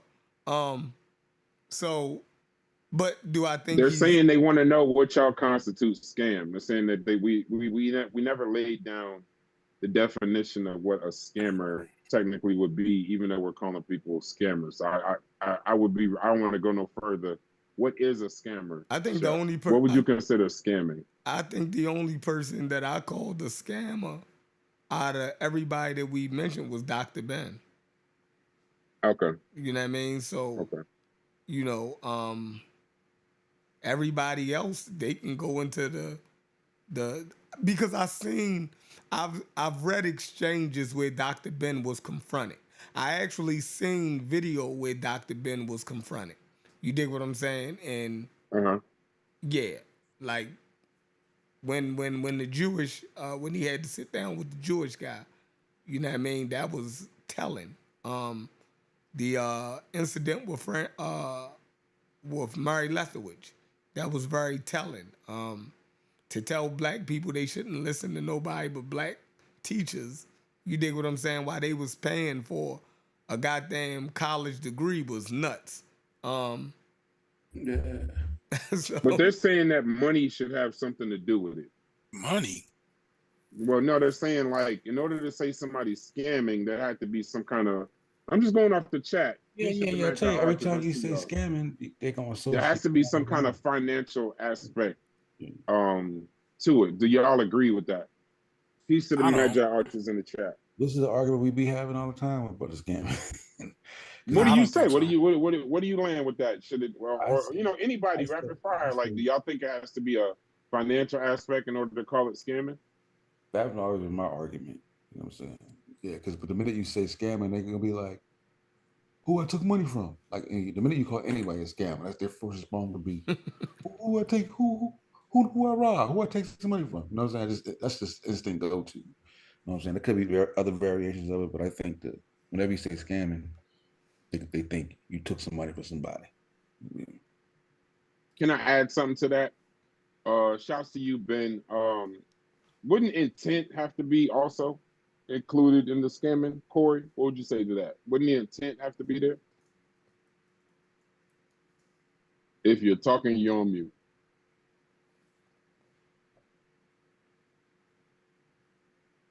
Okay, anyone else? Get the way. Yeah, intent definitely has to be there, right? The intent to deceive, to me, is that's a we could start right there as far as what a scammer is. Now, what they scammed you out of, I mean, I think that's where people are making a good argument for what exactly is a scammer. So that's yeah, the intent is definitely there, right? You got to be knowing that you are wrong, and yet you continue anyway, right? In this conversation, I think that's what's kind of constituting a scammer. You know you're wrong, and you continue to do it. That's at the very least a pseudo. You know what I'm saying? So, what do you? My question becomes: so one, now that it's wrong, and you keep going, so now what are you trying to accomplish? Are you, are you just saying that all of academia can't be trusted, and we can only trust you? You know what I'm saying? Like, where are you taking this stance to at that point? You know, shout to Smash, shout to the Archers. So now listen, I'm gonna let y'all because I already know this is about to be, it's gonna get violent or whatever. I was gonna go. Y'all the coalition, not me. What is the name of present leader in your eyes that is? Because I think we covered everybody. I don't think I wouldn't say Would y'all consider Garfield y'all contemporary like that? I never really. Would y'all say Garfield, Chef, or no? Yeah. Like, would he be on this list of contemporaries? Hell yeah. Product of the elders. Hell yeah. Okay, so Garfield. Then where got do you one of the stand with biggest stand with channels. Garfield? Huh? Where do you stand with Garfield? Far as wise what he teach, I think he's dead on for the most part. Far as wise his teaching and his understanding of the Bible.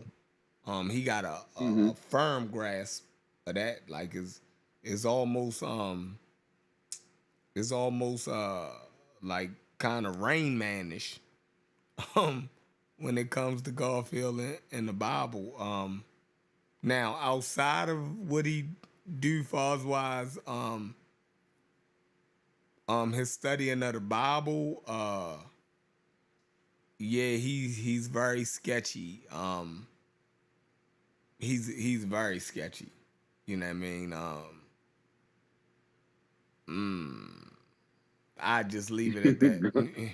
Yeah, see how it gets spicy.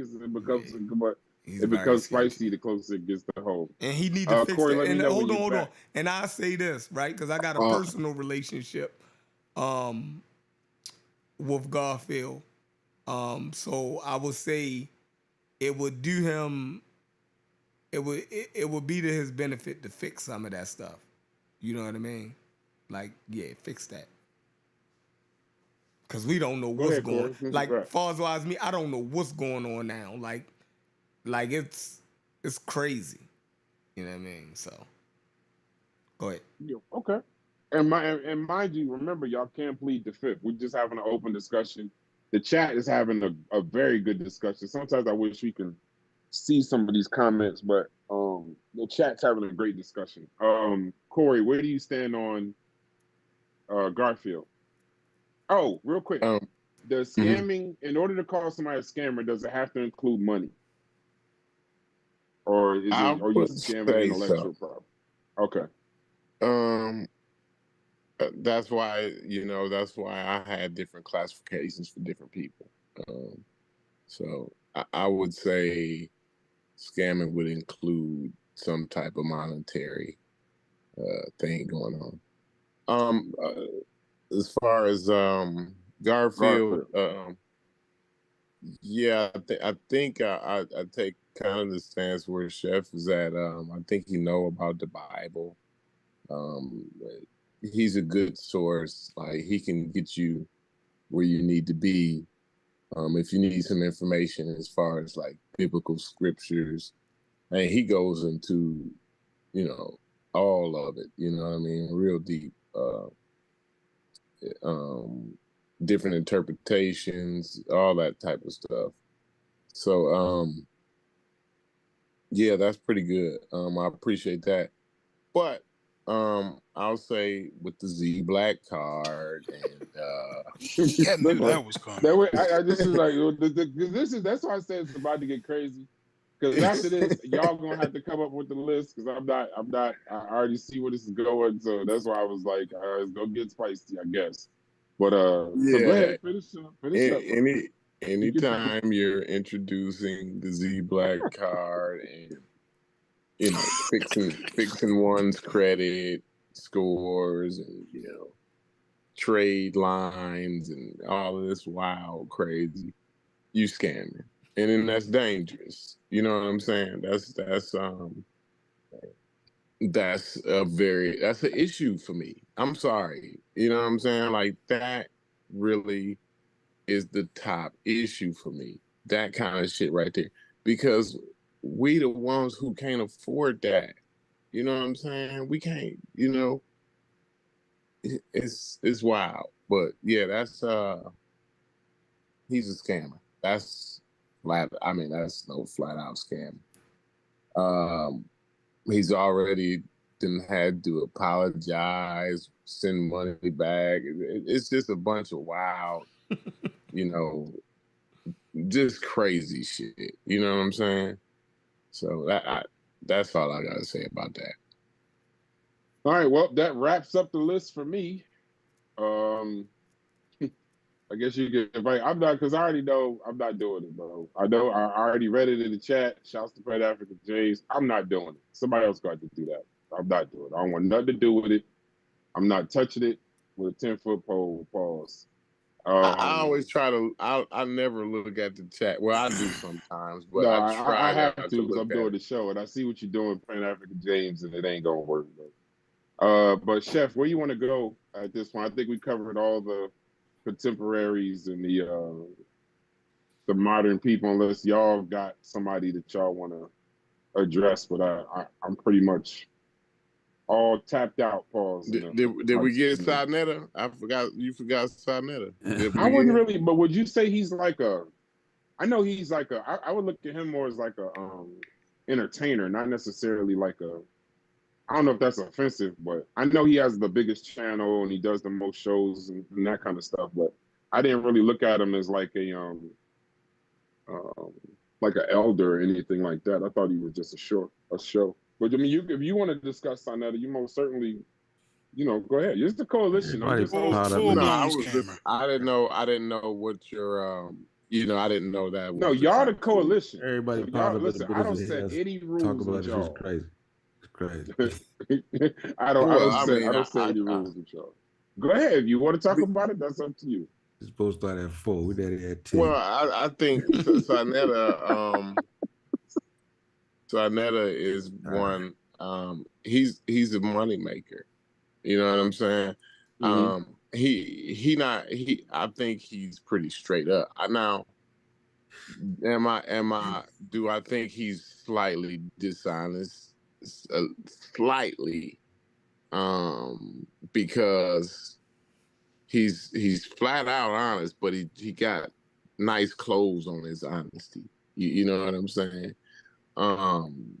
He half the shit he don't even know. Like most of the shit these people come on and talk about, like he has no fucking clue what these people talking about. Yo, just give him some goddamn views so he can get this paper. You know what I'm saying? Like, I have a problem? Me as a hard worker, I don't have a problem with that. I would have to have a problem with the WWF. You know what I'm saying? Mm-hmm. The WWF don't say it's real, right? But they don't say this is fake. Or you know what I'm saying? Right. At least when I was a kid, nobody said. When my aunts and uncles told me that the WWF was fake, I wanted to whoop their ass. I'm like, nah, bro, y'all tripping. This is not fake. This is real. You know what I'm saying? Mm-hmm. Yeah, I still remember that being a kid. Like, really, how dare you speak against Ric Flair? Right. Hulk Hogan's head was really bleeding when Macho Man hit him in the head with the scepter. You know what I'm saying? It was bleeding for real. Ain't nobody gonna ever tell me different. You know what I'm saying? Mm-hmm. So but anyway, I think that's what Sarnetta is, and he pretty much is pretty much straightforward. But the audience don't take it like that. You know what I'm saying? So it's a little bit difficult. It's complicated. It's complicated. Yeah, he's because even for me, it's complicated because I don't really. I would see. It's a business. He's hosting. a lot of stuff. He's putting together stuff, putting together information. I think when he offers his opinion sometimes, but then again, it's like even that's like kind of like if I offer my opinion, It's I'm hype. not well versed in this stuff enough. I don't know what the hell I'm talking about per se. So it Yeah, is when what he it do the is. champ is here and all that, that's just Yeah, hype. it is. It's You know a what I show. mean? That's what I say. It's a Yeah. show. It's a Yeah. show. Well, there was All right, some, so weren't there situation where the nigga was like, "Where the money at?" Anyway, go ahead, Brad. That's next question. No, I say, want. say it over. See, you I can. can I flat missed out that, say. so you gotta I'll flat repeat out that. say he's a scammer. Straight up, that's me. I'm interested. Go ahead. Animal bleed the fifth, Brad. Yeah, I know But you gonna I plead the can fifth. flat That's out why I say didn't he's a ask you. scammer. In the move to me that seals it for him being a scammer is the fact that he operates again under the auspices of he's trying to empower the people. He'll say that he loves the people so much that he's going to bring people on here to misinform you over and over and over again. He loves the people so much that But then he he'll cussed bring them out a because they known. ain't had 20. They only got $200 in the last 30 minutes. You know, after he cussed them out.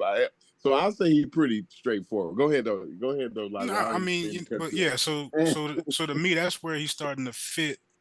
He's starting to fit what I would consider, he's misdirecting us on purpose. You can't. I mean, so if you're doing it for the love of the people, why isn't it more about correct information? Why is it more about views? Why is it, you don't give everybody a platform, you know what I'm saying, just because you love them. You don't, just because you love somebody, that don't mean you're gonna let them babysit your kids. You know what I'm saying? Like that's not that all those things don't go together to me. You know what I'm saying? So that's me. You know what I'm saying? I don't like the fact that he operates under this guideline or gives himself this shield of he cares about people so much and continually, allows people to come on there and misinform us. Like to me, that's a little irresponsible. So logic. I got some pushback, and I'm gonna go to Chef. And then Chef, I would say you can start letting some of the people up because I know what y'all want us to do, but I'm not doing it. I already know out of respect to my brother Sosa, I'm not doing that. So I know where we going. I ain't doing it. Y'all can do it if y'all Not want. doing I'm not what? doing it. Not doing what? Nothing. Just if you ain't get it, don't worry about it. But not selling drugs on Sunday. Yeah. I'm not doing that shit. It'll just be 5,000 other shits and it won't come out from. So no, let me finish. Let Pan African James and Chief X come up. We done with the show per se. I actually like Pan African James. I think he's crazy, but that don't mean I don't like him. I know Corey crazy, but I definitely like Corey. Hey, hold on. The only thing is though, here's the thing, Chef. You got to be willing to mute. When he go on them long rants, you got to be willing to mute him just a little bit, bro, because he derailed me the other day. Pause. And I didn't appreciate it. But now Logic. Here's the pushback though. Now you own a company, right? So when you do shows, I hope you understand that the same definition of what you gave Sarnetta would necessarily come back on you. Because we're, at Try, we have show. I have a show set up with a Christian National right now, or Aboriginal right now. So you're gonna have, what the hell happened to the screen? I'm doing that. Don't worry about it. I got you. Okay. Yeah. So when you have that, you're gonna have that. That's why I said I think it's complicated. And somebody explained that to me, and that's when I had to kind of fall back from just saying straight out whatever it is and realize like what he's doing is kind of his business.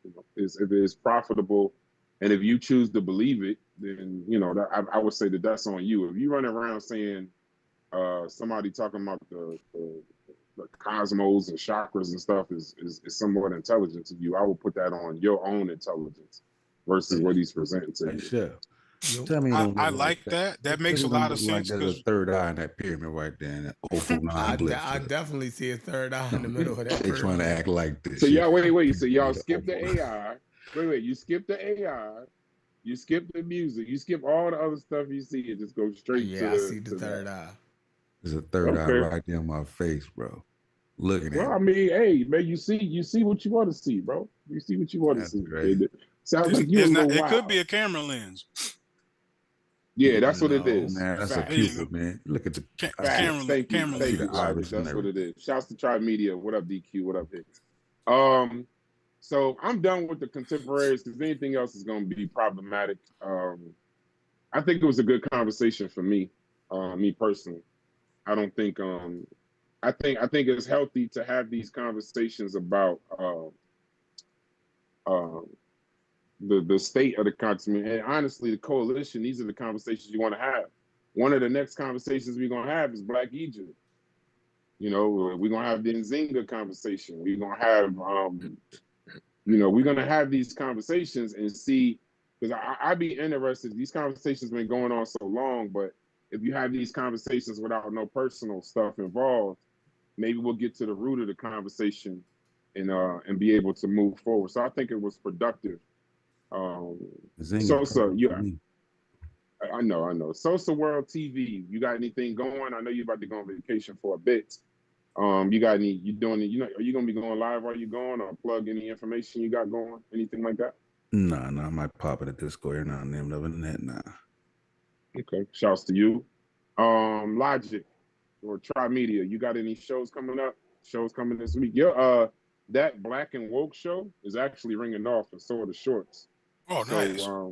Yeah, so you got any shows you doing this week that you got planned? I am trying to schedule an interview. I've got 3 people that are like in the I don't know how to describe that, like, you know, a few people that space. Yeah, in the BDSM space. So I'm I'm working on scheduling all of that stuff. But Okay. yeah, that's what I got in the mix. I'm trying to work on when exactly I can make it happen. So okay. Chef and Corey, I know we got work. We're gonna be right back at it tomorrow in the Discord, planning the next conversation. Whenever Chief X and them come up, we'll add them to the conversation, see where they at. I see Pan African James is over here. Magi Archer's in the building. Shouts to y'all. I'm not having Brash. You started out trying to do. You started. I don't know what you mean. I don't know what you mean by that, Ramon. Be clearer. Pan African James, what's going on, bro? You watched the whole show, I think. What you think? It's about an hour of it. You know what I'm saying? Okay. Peace to you. People, peace to everybody on the panel. Yeah. I didn't hear much of a critique of anybody real actual work. Like nobody even pulled up one thing and said, well, this is what was wrong, or that's what was wrong. You know, so I just think it's just personal opinion, which I thought you was trying to get away from, Brass. But either which way. Well, hold on. In pushback, Chef got the keys. I was asking people to share the screen, but we couldn't. And and then part 2 to that, I think the only thing when you put a judgment on somebody's work, because you got different perspectives on the work, you could still give your opinion. And I agree with you. That's why I asked that question. Yeah, but hold on, Brest. When you ask most of the people that you talking to, they said they ain't never read none of their work. I agree. That's why. Like so, like how do you that's even why have an opinion and you ain't even never viewed the work? So that's just like, if that can't be the standard, that can't be the standard of our people. What? That ain't a criteria to critique someone. No, absolutely not. No. But what did they write? What did they write down? What they thought for? So I need to read Malachi York. I need to read all his work. Read some of it. No, I mean something that they wrote to where you could say, "Hey man, I disagree with this." When somebody let's do. Hold on, James. Dr. Bing. Hold on, James. Let's follow. Let's follow the logic. Don't jump. The easiest one. Right. Yeah, I'm giving the easy. Oh, hold on. So when somebody tell you the organization, what's the name of Dr. York organization, and then they the Nuwapians, right? And then somebody give you some of the tenets of Nuwapianism. You telling me that now it's you have to go and read your work that is bullshit. Okay, I get what the problem is. You know, and this is beautiful. I think this is great. Because you know what I think what we also need to do? We need to the title is something about some master teachers but we need a criteria for who is the actual people that we're talking about, because I wouldn't put York, Umar, and a lot of other people in that category in the first place. So then it goes that you So just we need to get a criteria. You just came at us for being personal, and you just did the same thing. No, because Dr. York was in a But we cult. separated I the master mean, teachers like he never was from the junior master teachers. No, we had the master teachers, then we had the junior master teachers. No, York never had anything to do with we didn't even put him in there. We never put York in there. That's who Chef is talking about, but I'm saying to even bring him up would not even be in the criteria of what I would consider something. I think he's just a cult leader. That's just as simple as that. Now, I'm not even talking about what he got convicted for. I'm just talking about he just was somebody who was a charismatic cult leader, like his follower, Polite. Charisma is a big problem in this community. Yeah, the number of followers. You got a lot of people that don't know. Got a number of followers in the conscious community. You got a lot of people that don't know what is the just line of what we problematic call from a the go-go. master teacher. What is the line? Like, it's got to be some type of a line. And then, like, where do we even get that word to even start to put that into our lexicon as far as like what we're adhering to, as far as some type of knowledgeable people in our community? Where's the source of the word? I wouldn't just go and start discrediting York and validating, you dig what I'm saying, other people that's not credentialed either. York got over 100 works out. He has a following. You dig what I'm saying? So for everything that we could say about any other so-called master teacher, York would be a master teacher with spades, according to y'all criteria in the conscious community. But I'll stop right there. Well, that's kind of interesting. So let me ask you this: is Louis Farrakhan a master teacher? He would have to be. He would have to be. So that's what I'm saying. I think that the criteria is definitely messed up for who is even eligible to be a master teacher in the community. I think that's something that we need to. Anytime we start talking about master teachers, I'm going into the realm of scammers. Like, wow. Simple and plain. Like, I'm not sure. Wow. That sounds wild. Why would you adhere? Why would somebody make a whole song and have people, white people, demonizing what the terminology is that we originally had the term for? I don't. Why do you think that's going on? I don't even know what you're talking about. But the moment the original reason, listen, where do white people get it from? Let's do that, bro. So you don't know the white people. I never heard white people say. Never heard. Y'all are even heard the totally term. Unaware of what's going on. Can I speak to Master? What Master Teacher is? Oh, what's going on, Chief go ahead. What's going on? Maybe Chief S can make it plain for us. Let me clear it up. You know, I've been in this community since early '90s, right? And Master Teacher is kind of like a cute phrase the conscious community used. In other words, like when I was in the Navy, we had a chief, you have a senior chief, and you have a master chief. Meaning he's above all the other chiefs, right? He's majorly seniority, meaning everyone else, like even in martial arts, they say this is a master. In other words, all the other teachers aren't masters. This is a master. Right. So in the conscious community, in this so-called Afrocentric community, they wanted to place these individuals above other individuals who was also teachers. White folk don't say master teachers. Samoans, Mexicans, no other people say master teachers except people in the so-called conscious community. They weren't master teachers. They were actually subpar teachers. They lacked. They weren't even credentialed. That you have real PhDs out here who've been through the struggle. And I don't know if people know, it takes you 8-9 years to get a PhD or an MD. People put in serious work.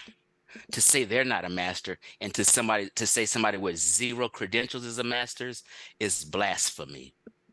And we were wrong for that. And we were just trying to elevate certain people above other people's when really they were subpar. I gotta agree 100%. Drop a bomb. Yeah, I ain't gonna lie to you. sometimes when I never heard the term, I'm gonna say something that people probably wouldn't believe, but I never heard of Dr. Ben, Cheikh Anta Diop, or any of these people before I quote unquote started watching the conscious community, and I definitely never heard of the term master teacher or elder outside of my family before I got to the conscious community. Yeah, so it's definitely a I conscious think community that, and I think that's beautiful too, because you're not supposed to hear about people that got the correct history. That ain't the job of. Wow. That's how that works. You gonna hear about the Farrakhan's. Okay, you gonna hear about the Al Sharptons, the Jesse Jacksons, the Kamala Harris's. Pemberton was lying. You're gonna hear about the people that you ain't supposed to know. Ben, I heard that's how that works. So I don't understand like why you surprised that you never heard about Dr. Clark until you got on YouTube. Miss Pemberton lied to y'all in the 3rd grade. No, because I learned that Egypt was in Africa from my teacher in school. I didn't know the other stuff. They didn't tell you the start of the civilization was Africans in school. That's what they didn't tell you. Evolution? The start of the Egyptian civilization was started by African people. They didn't tell you that in school. Yes, they did. No, they did. Yes, they did. No, it was white folks that told us life, humanity came. Humanity. Let's explain to the people. But white folk told us that black folk, that white. Let me just say this one sentence. I got you. Calm down. Don't get nervous. White folk in academia has always told us that humans came out of Africa. And they've always taught that Egypt was in Africa. They just said it was connected to the Middle East, and they have another type of influence that other African countries don't have. That's interesting. They didn't lie. So explain all the imagery of any cinematic pictures that they've ever shown. No, deal with what he just said. No, I'm dealing with it right now. Damn. I'm dealing with it right now. Can you calm down? Go ahead, John. Go ahead. Could you share with us, Chief? He asking you any cinematic or imagery that you can find where they show imagery of African people in any cinematic pictures that they've shown, from the 10 Commandments all the way up to the modern, the gods of Egypt that they've shown. Don't do it. I'm not going to do it. I'm just going to put him on the correct path. No, you already done said it. He heard you. You ain't got we got your point. We got your point. He running around right now. Were they shown this from an African viewpoint? Show. We got your point, James. Go ahead. Yes, they were. Now, here's the thing. In your mind, when you say African, all you can think about is black folk. When I seen Elizabeth Taylor play what character she played in a movie? Cleopatra. And Cleopatra we know is a Greek. And when I put a Greek next to Cleopatra and I put a turban on their head, you couldn't tell the difference. Elizabeth Taylor looked just like them North Africans if you put a turban on her head. You were just bothered that they didn't show a black African or a sub-Saharan African. That's your problem. So Africa's a diverse continent. It's other type of people besides black Africans on the continent. That's all I want to say. No retort, James? No retort? I don't have to have a retort because I know he's totally illiterate in the subject matter. I don't even need to be talking to him. You know it was like that time I did an example. I showed some female. Hold on real quick, James. Real quick. Cleopatra. Hold on real quick, James. I got you. He said that those people have always been in North Africa. Do you think I need to respond to that? Do y'all believe that? They're not North Africans? I don't know. It's above my pay grade. I'm the host, bro. I couldn't answer that question. I remember the prime example is I've done this example before. I showed an Italian Muslim woman And I asked everybody, I did this 3 different times. I asked everybody to guess where she's from. What North African country is this Italian Muslim? I didn't say she was Italian. I just was showing her images of Italian Muslim women. Everybody was like, she's Tunisian, she's Moroccan, she's Libyan, she's Egyptian. They were all wrong. She was an Italian because they're in the same region and they have similar features. You couldn't tell. If you threw Elizabeth Taylor up in there and put a hijab on her, you couldn't tell if she was Tunisian or what. To have this type of conversation with somebody like that, that's just crazy. It's not crazy because you can't tell a Cameroonian from a Nigerian. Intelligent, he would know that these people came into Africa during the Arab invasion, for the most part genetically. But he doesn't know that. And what's crazy, if I was to go back, I could show y'all a video of this same person that's talking to you, reading the sentence, and it's telling him that exact thing in his face. And he's sitting up here talking about these people have always been in Africa. But I got video of him reading a genetic paper telling you that these people arrived in North Africa at 80% genetic Eurasian DNA at 750 AD, which is 1,300 years ago. He's reading it. And now he's sitting up here telling you about some Elizabeth Taylor always been in North Africa. If you ask, so that just lets you know how disingenuous. Either that, you didn't comprehend what you read. If you Google, please don't make me go and find that video and let everybody view. Find it now. If you Google how long Berbers been in North Africa, it's going to clearly tell you 20,000 years old. So I guess James know more than every scholar on the planet. Yeah, Berbers, people from the Maghreb. So Queen Elizabeth, people from Morocco. Listen, say if you don't know what a Berber is, let me just explain. So those people the people in the Maghreb, which is the area that encompasses Morocco all the way to Libya. Then people are North Africans and or Berbers. Egypt is only 17% Egyptian. Then people been there before Arabs. Man, I'm sorry. What does that have to do with anything, Chief Ed? I'm just saying, you keep calling these people new to the land. They've been there for 20,000 years. So you saying that Berbers are indigenous North Africans? So what? That ain't got nothing to do with. That ain't got nothing to do with what happened in 750 AD. That don't have nothing to do with that. No, it don't. He went way to 20,000. No, I'm just letting you know them people have been there. You're acting like these are new people there. What I'm telling you is right now, based on science, we can go to an exact date and measure when Eurasian DNA came back into Africa. And it's 750 years, 50 years, AD. This is all over genetic paperwork. So that's the beauty about, like y'all say, okay, everybody else is outdated. Well, what I'm talking about ain't outdated, and it corroborates what the text says. The text says what happens when they fled and went to a certain region, or when certain people came from the north and they had to flee. Brass, thanks for inviting me on, man. I appreciate it. So now we're gonna move forward from James' logic. What everybody? Yeah, we're gonna put a pin and land your plane, James. Yeah, I'm gonna land my plane right here. What the consensus is on what we call a master teacher is somebody that had their history from a chronological perspective, a consensus, without any European or non-African influence. Who's consensus? Well, you would have to go back and look at without European influence, huh? Scholarship is scholarship, science is science. It's not race-based. That's what Afrocentric. Okay, so based on Afrocentrics, they call it. Because see, what y'all want to do is demonize it. But what it actually is when Africans got a chance to examine history, they went through European texts and they said, okay, we're going to throw this out because this is not correct and this is what we think. And then they came out with their conclusion. And based on what we see today, more than likely, most of it's more correct than what the European gave us, which is anything Abrahamic as far as history. So I am right there.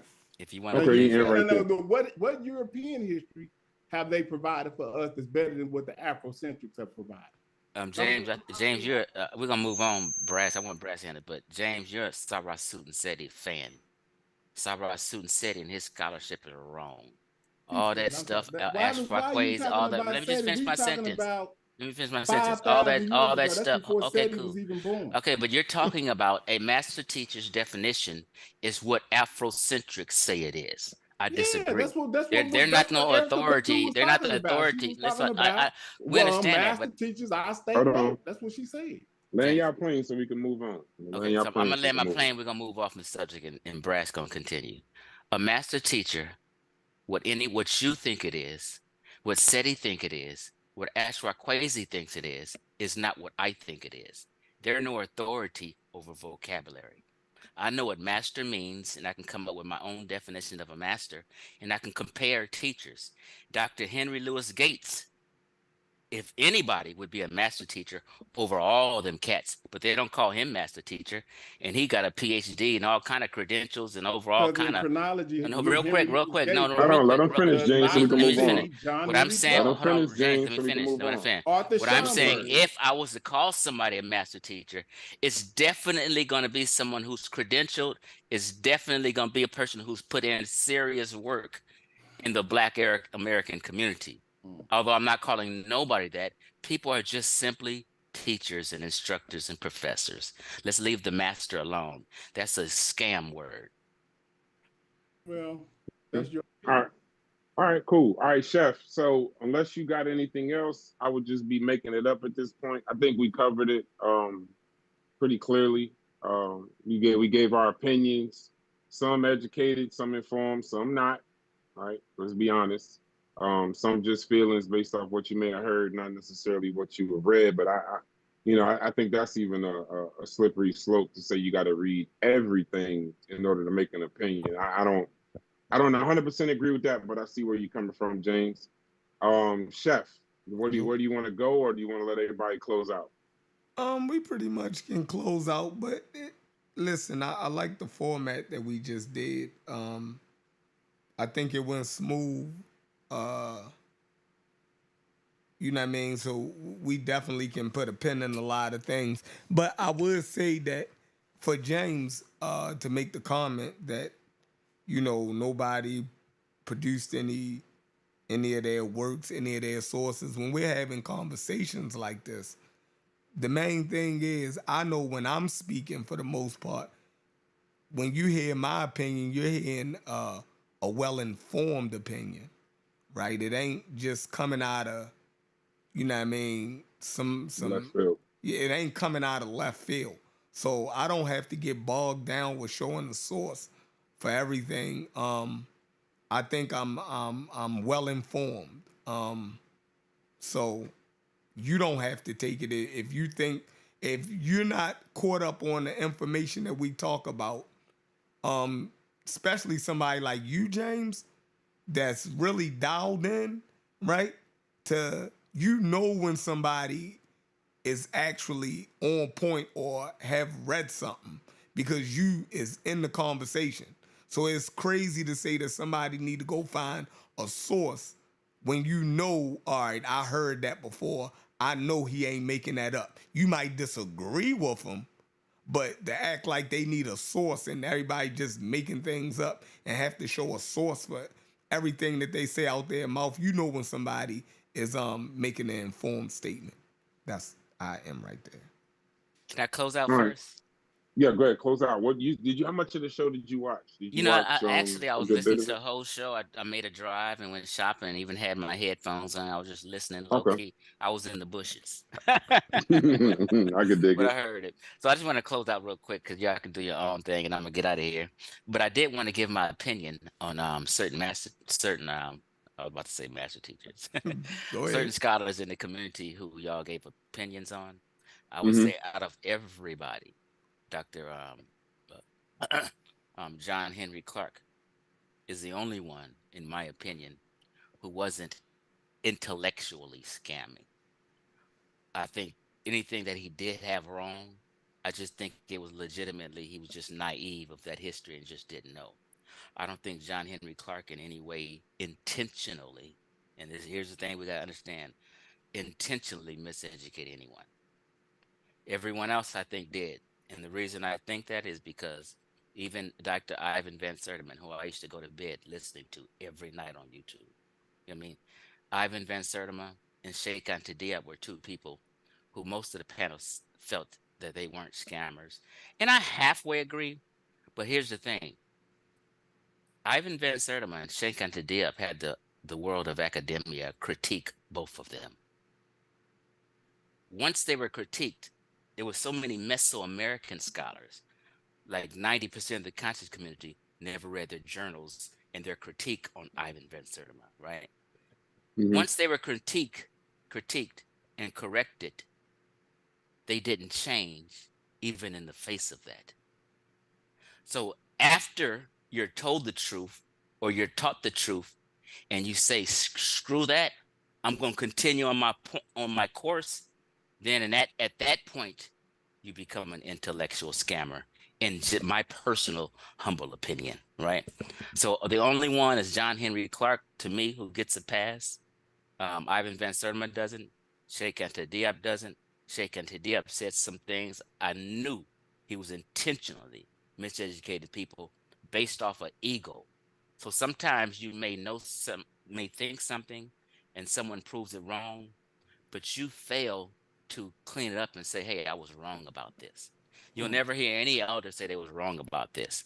And then their ego and pride gets in the way. So certain egos and pride got in the way, which prevented them from keeping things real. So when you say scammers, I always relate that to finance, you know what I mean? But I think my first time was Chef Freen and Corey. I heard them calling people in scholarship scammers, but I think they were more so referring to intellectually scamming people. And like if Smash take cash apps based off of false premise, that's a scam, technically. You know what I mean? So you're getting paid and you're getting cash apps based off of lies and fake history and revised history and pseudo history, right? But this is a great show. I appreciate the show. I appreciate you letting me up, eventually, and I was listening the whole time. And I love what y'all are doing in the coalition, because I think everyone on this panel has good intent. They mean well, and they don't mean any harm to the community. Right? Like, I don't mean any harm. Although people may not like me, that's a personality issue. But my intent is righteous, and I intend to tell the truth or teach the truth or correct a lot of falsehoods and misinformations. I started off this stuff on Facebook before I was on YouTube, getting on all of what I call the chakra princess. Now, if you heard that term chakra princess, it's a term I coined. It's a term referring to women who believe in chakras and kundalini and astrology and magic candles and crystals and things like that. I call them chakra princesses. That shit sounds I started freaky. off exposing them. Reiki and all that old stuff, alternative medicine. Alternative medicines means we're gonna do some we're gonna do some that's in against what the consensus in the medical industry says, and we're gonna come up with this alternative shit, and we're gonna make some money. And all that stuff started in India, and India is full of scammers. All that lotus births and all that astrology, all that stuff is Hindu based. I think I and like it got and it attached to our sisters, and our sisters thought it was African, but it's really Hindu. Just like burning sage is a Native American practice. Africans never burned sage. Africans weren't involved in no goddamn crystals. They didn't believe in no astrology. They didn't believe in none of that crap. That's all Hindu stuff. I'm done. Perfect. All right, Sosa, I know you are trying to get out of here. Sosa, give your thoughts so we can close out. Sosa might not even be there at this point. If you're talking, you're on mute. Logic, anybody jump in. Logic, Corey, then or Pan-African James, give your thoughts. No, this was a good show. I hope we have some more around the same topic. We just getting started. Yeah, so we can have some. Yeah, more we just getting time. started. This is initial. It's an introduction. Yeah, we got to have some more time. I'm critiquing the show on Trimedia tomorrow. I want to have some time to show my evidence and make construct my arguments on why I feel like what I feel. You know what I'm saying? Because it's funny that they get on here, or at least they stay in the chat and assume that we're making emotional arguments, when I feel like that's exactly what they're doing. So somebody can't be right here. You know what I'm saying? Somebody got to be wrong. You know what I'm saying? I think it really boils down to, you kind of just glorifying one side of the argument. And, the reality is a lot of this stuff has been, thoroughly critiqued by academia. And if you don't participate, not as a participate, but if you're not taking that in higher regard than you are your quote unquote master teachers, I think something is really wrong with how you are attempting to look at this information, right? All the critiques is just they wrong or Eurocentric, and your Afrocentric is the right way. That's something got to be wrong with that. You got to be leaving out way too much information. You leaving out people who have way more time on their hands and resources than we do to actually thoroughly critique this stuff and figure out if it's right or wrong. So there's just something got to be wrong with that picture to me. Okay, go ahead, James. I'm gonna end with Chef and Corey because that is the coalition. And Sosa, if you are there, just jump in. I know you be dipping out. Well, let me go ahead, James. Yeah, Give your thoughts on the show and close out. Yeah, the show. I mean, everything is cool. I mean, like I said, I didn't really hear any concrete pushback on anything. Yeah, I'm gonna do that tomorrow on Trimedia. I'm gonna get Chef to come back out. Yeah, I just heard a bunch of books and things. Yeah, personal. Where you could go into some of their information and show us where that's wrong. That would be great. That's what I would be looking forward to seeing. But other than that, like I don't think that most people that just jumped into this particular space should probably really even be trying to critique, the situation. Now, I'll admit that it hadn't been really, kind of like defined as far as like what Pan-Africanism is to some people, or even what a master teacher is. I think that a lot of this stuff has just been thrown out there, and we haven't really gotten a concrete definition of what we meant, because it comes from us, of the whole master teacher term. And it started with Erykah Badu, as far as popularization of the term. So you look at what she was wearing back in those terms, you see umps and all that kind of stuff. So it seemed like she was trying to invoke us trying to look to that history as a beacon to start with. So if you look at everybody that you guys have critiqued, the one thing that they have in common is they all agree that the start of African civilization starts at the Nile. That was the unifying measurement of what African people were trying to convey to the world. So it's just that simple, and I don't think that it's really that complex. I mean, a lot of Europeans, they said that it was them. Arabs says them, and Africans say it was us. And we have the primary documentation as far as text, archaeology, and genetics to prove the point. So, but before I end, let me just share my screen real quick, and I'm gonna leave, and I'll land my plane. Now, can y'all see? Corey Chef got to do that. Can y'all see that? Now you know this ain't gonna end. No, hold on. I'm just gonna ask y'all, can y'all see that? Yeah, we can see it. So, a lot of y'all don't know the history of this community, like I said. So when you dealing with people that you have a long history with, you know their positions from past to present. And then so I'll just end with just saying that and letting y'all know that I've been around a while, and I know what the simplistic arguments are that we probably need to touch on. And I think that the chronology of history is what our ancestors and elders was trying to convey to us. How we getting confused, that's because I think a lot of people are undercover Christians, Muslims, atheists, or whatever it may be. So I end right there, man, and maybe hopefully y'all can get it together here soon. Peace. By the way, the picture he showed was by the way the picture he showed was one of the first videos I ever made on YouTube. Yeah, that's when you was lost. Hold on. That picture he showed was one of the first videos I ever made on YouTube. In one of my in an old apartment I was in. I was pseudo as hell, and I was into the cult life at that time. That video was at least about 14 years ago. I was pseudo as heck and not on the path that I'm on now. I've changed and corrected myself. I think James knows this. I don't know what point he's making. But Okay, I've okay. always told people I used to be in the cult. I got You said, tattoos on what my arm. cult was you I was in? in the cult of You wasn't Afrocentrism. in no New Wabians and nothing. You I wasn't was in in no group. the What group was you in? Afrocentrism and the conscious community is a cult. Nah, no, it's not. It's just And some people in you this in the community cult, you are still just repping hold that. on. It's just Even some people in this your picture community shows are that right literate, there. and some people Right, are right, informed. right, And right. you got that in Right. Christianity. You got that in You everything. thought Somalia was North Africa. Just a year Somalia is a ago, part of North you Africa. thought What are you talking Nigeria about? It's was North Northeast Africa. Africa. We cannot listen to anything you say, See what I'm James, saying? because And that's Northwest you Africa. think Nigeria and It's Somalia is Northwest North Africa. Africa because you want to place these people in a place where you really want to be. You're not North African, James. You're not a Mediterranean person. He You're a said, sub-Saharan I'm not Africa. North You're Africa. from West and Central Africa. Represent No and be shit. proud. That's what you is. All right. We're gonna put a pin in that. I would be remiss if I didn't let the actual originators of the coalition close the show. So Corey, Chef, whoever wants to go first, but y'all close the show and then take us out. Corey been asleep.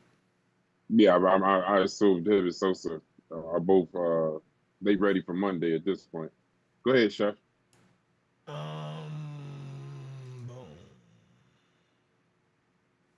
All right.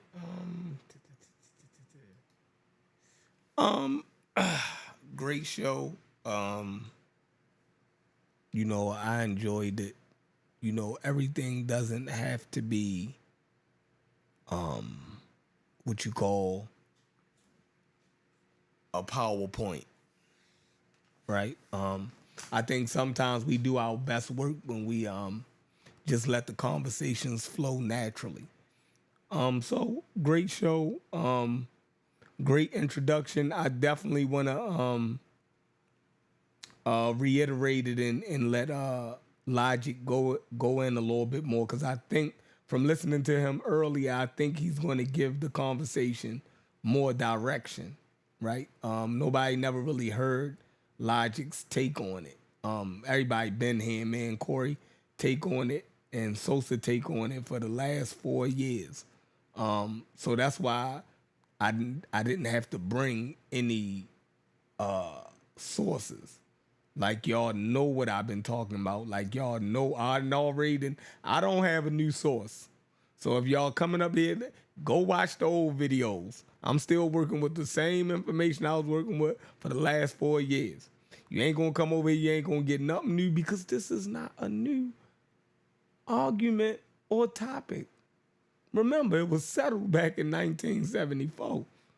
So there's nothing new that's gonna change James in their minds, right? So yeah, I can't wait till tomorrow. I'm tired as hell. I can't wait till tomorrow. Hey, y'all, join our Discords, right? Our Discords is open. You don't need a goddamn W-2 in the background check to join Trimedia or the Carnivorous Podcast Discords. Jump in the Discords, participate, and let's get it. Brash, you can close out. Be on the lookout. We're gonna do the reaction show today. Tomorrow, Tuesday, one of the two. I got a couple other things we got to work out with the coalition, get the next show up and running. I think Black Egypt or Zingo would be a nice place to land on the next one.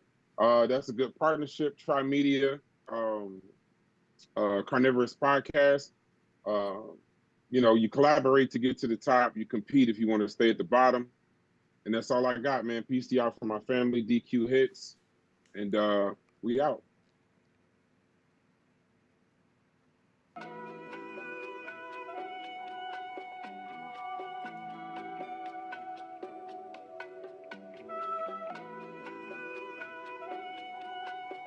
Yeah.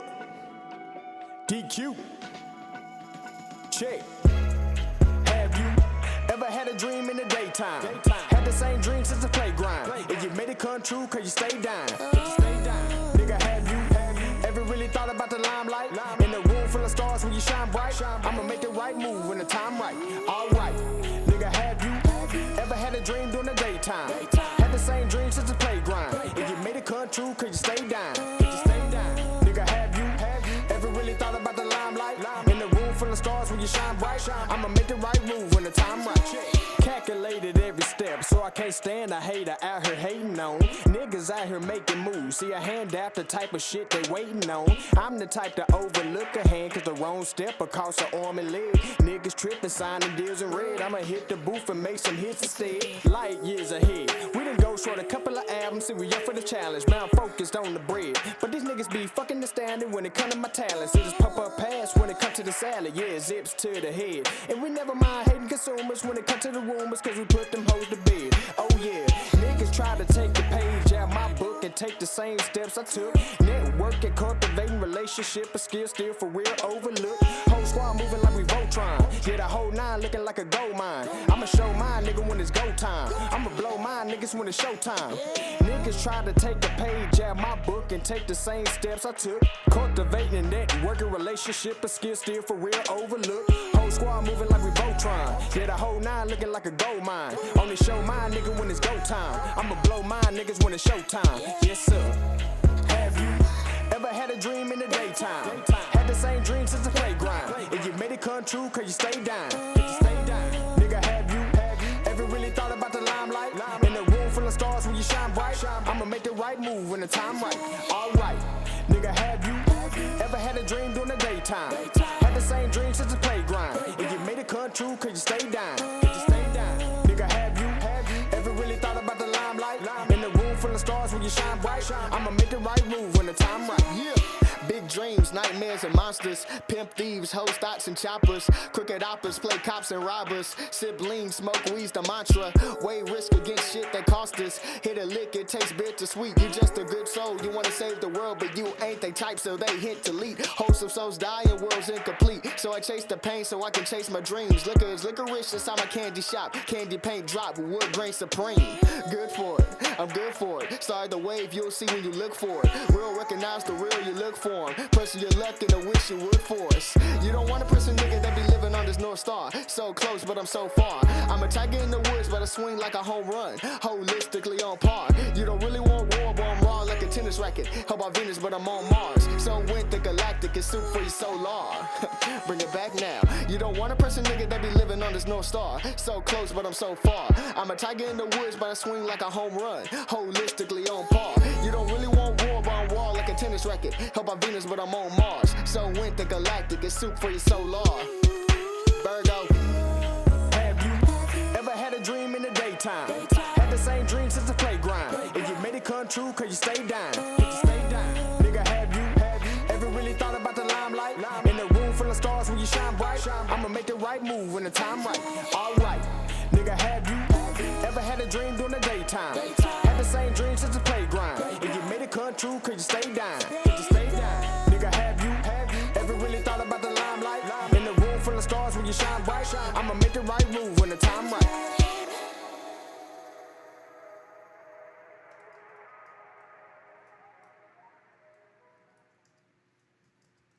All right, y'all. I appreciate all y'all, man. I appreciate you, Pan-African James. You definitely a soldier. You always stepping up, putting it down. You dig what I'm saying? And I appreciate it. All right, y'all. We're going to get back over here. We're going back over to Trimedia, man. Y'all jump in those discords and let's get it cracking. All right? We out. Hopefully we got a show for y'all tomorrow. Peace. Yeah, that DQ be bumping, man. That's my joint. That's my joint right there. All right, y'all. Peace. Coalition Pan-African. Goddamn. I was about to say Pan-African Power. The Coalition, the Carnivorous Podcast, and Trimedia is bumping. I still hold on. Hold on. I thought I was gone. I was gone. Let me see if this play. Hold on.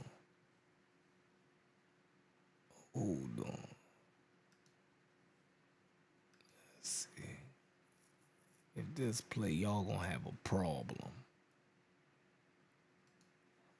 Let me see.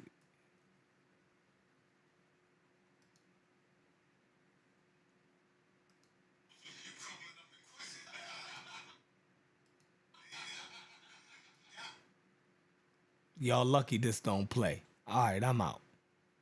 Peace. Look, I get you tomorrow, DQ. Peace. Join them Discord, y'all.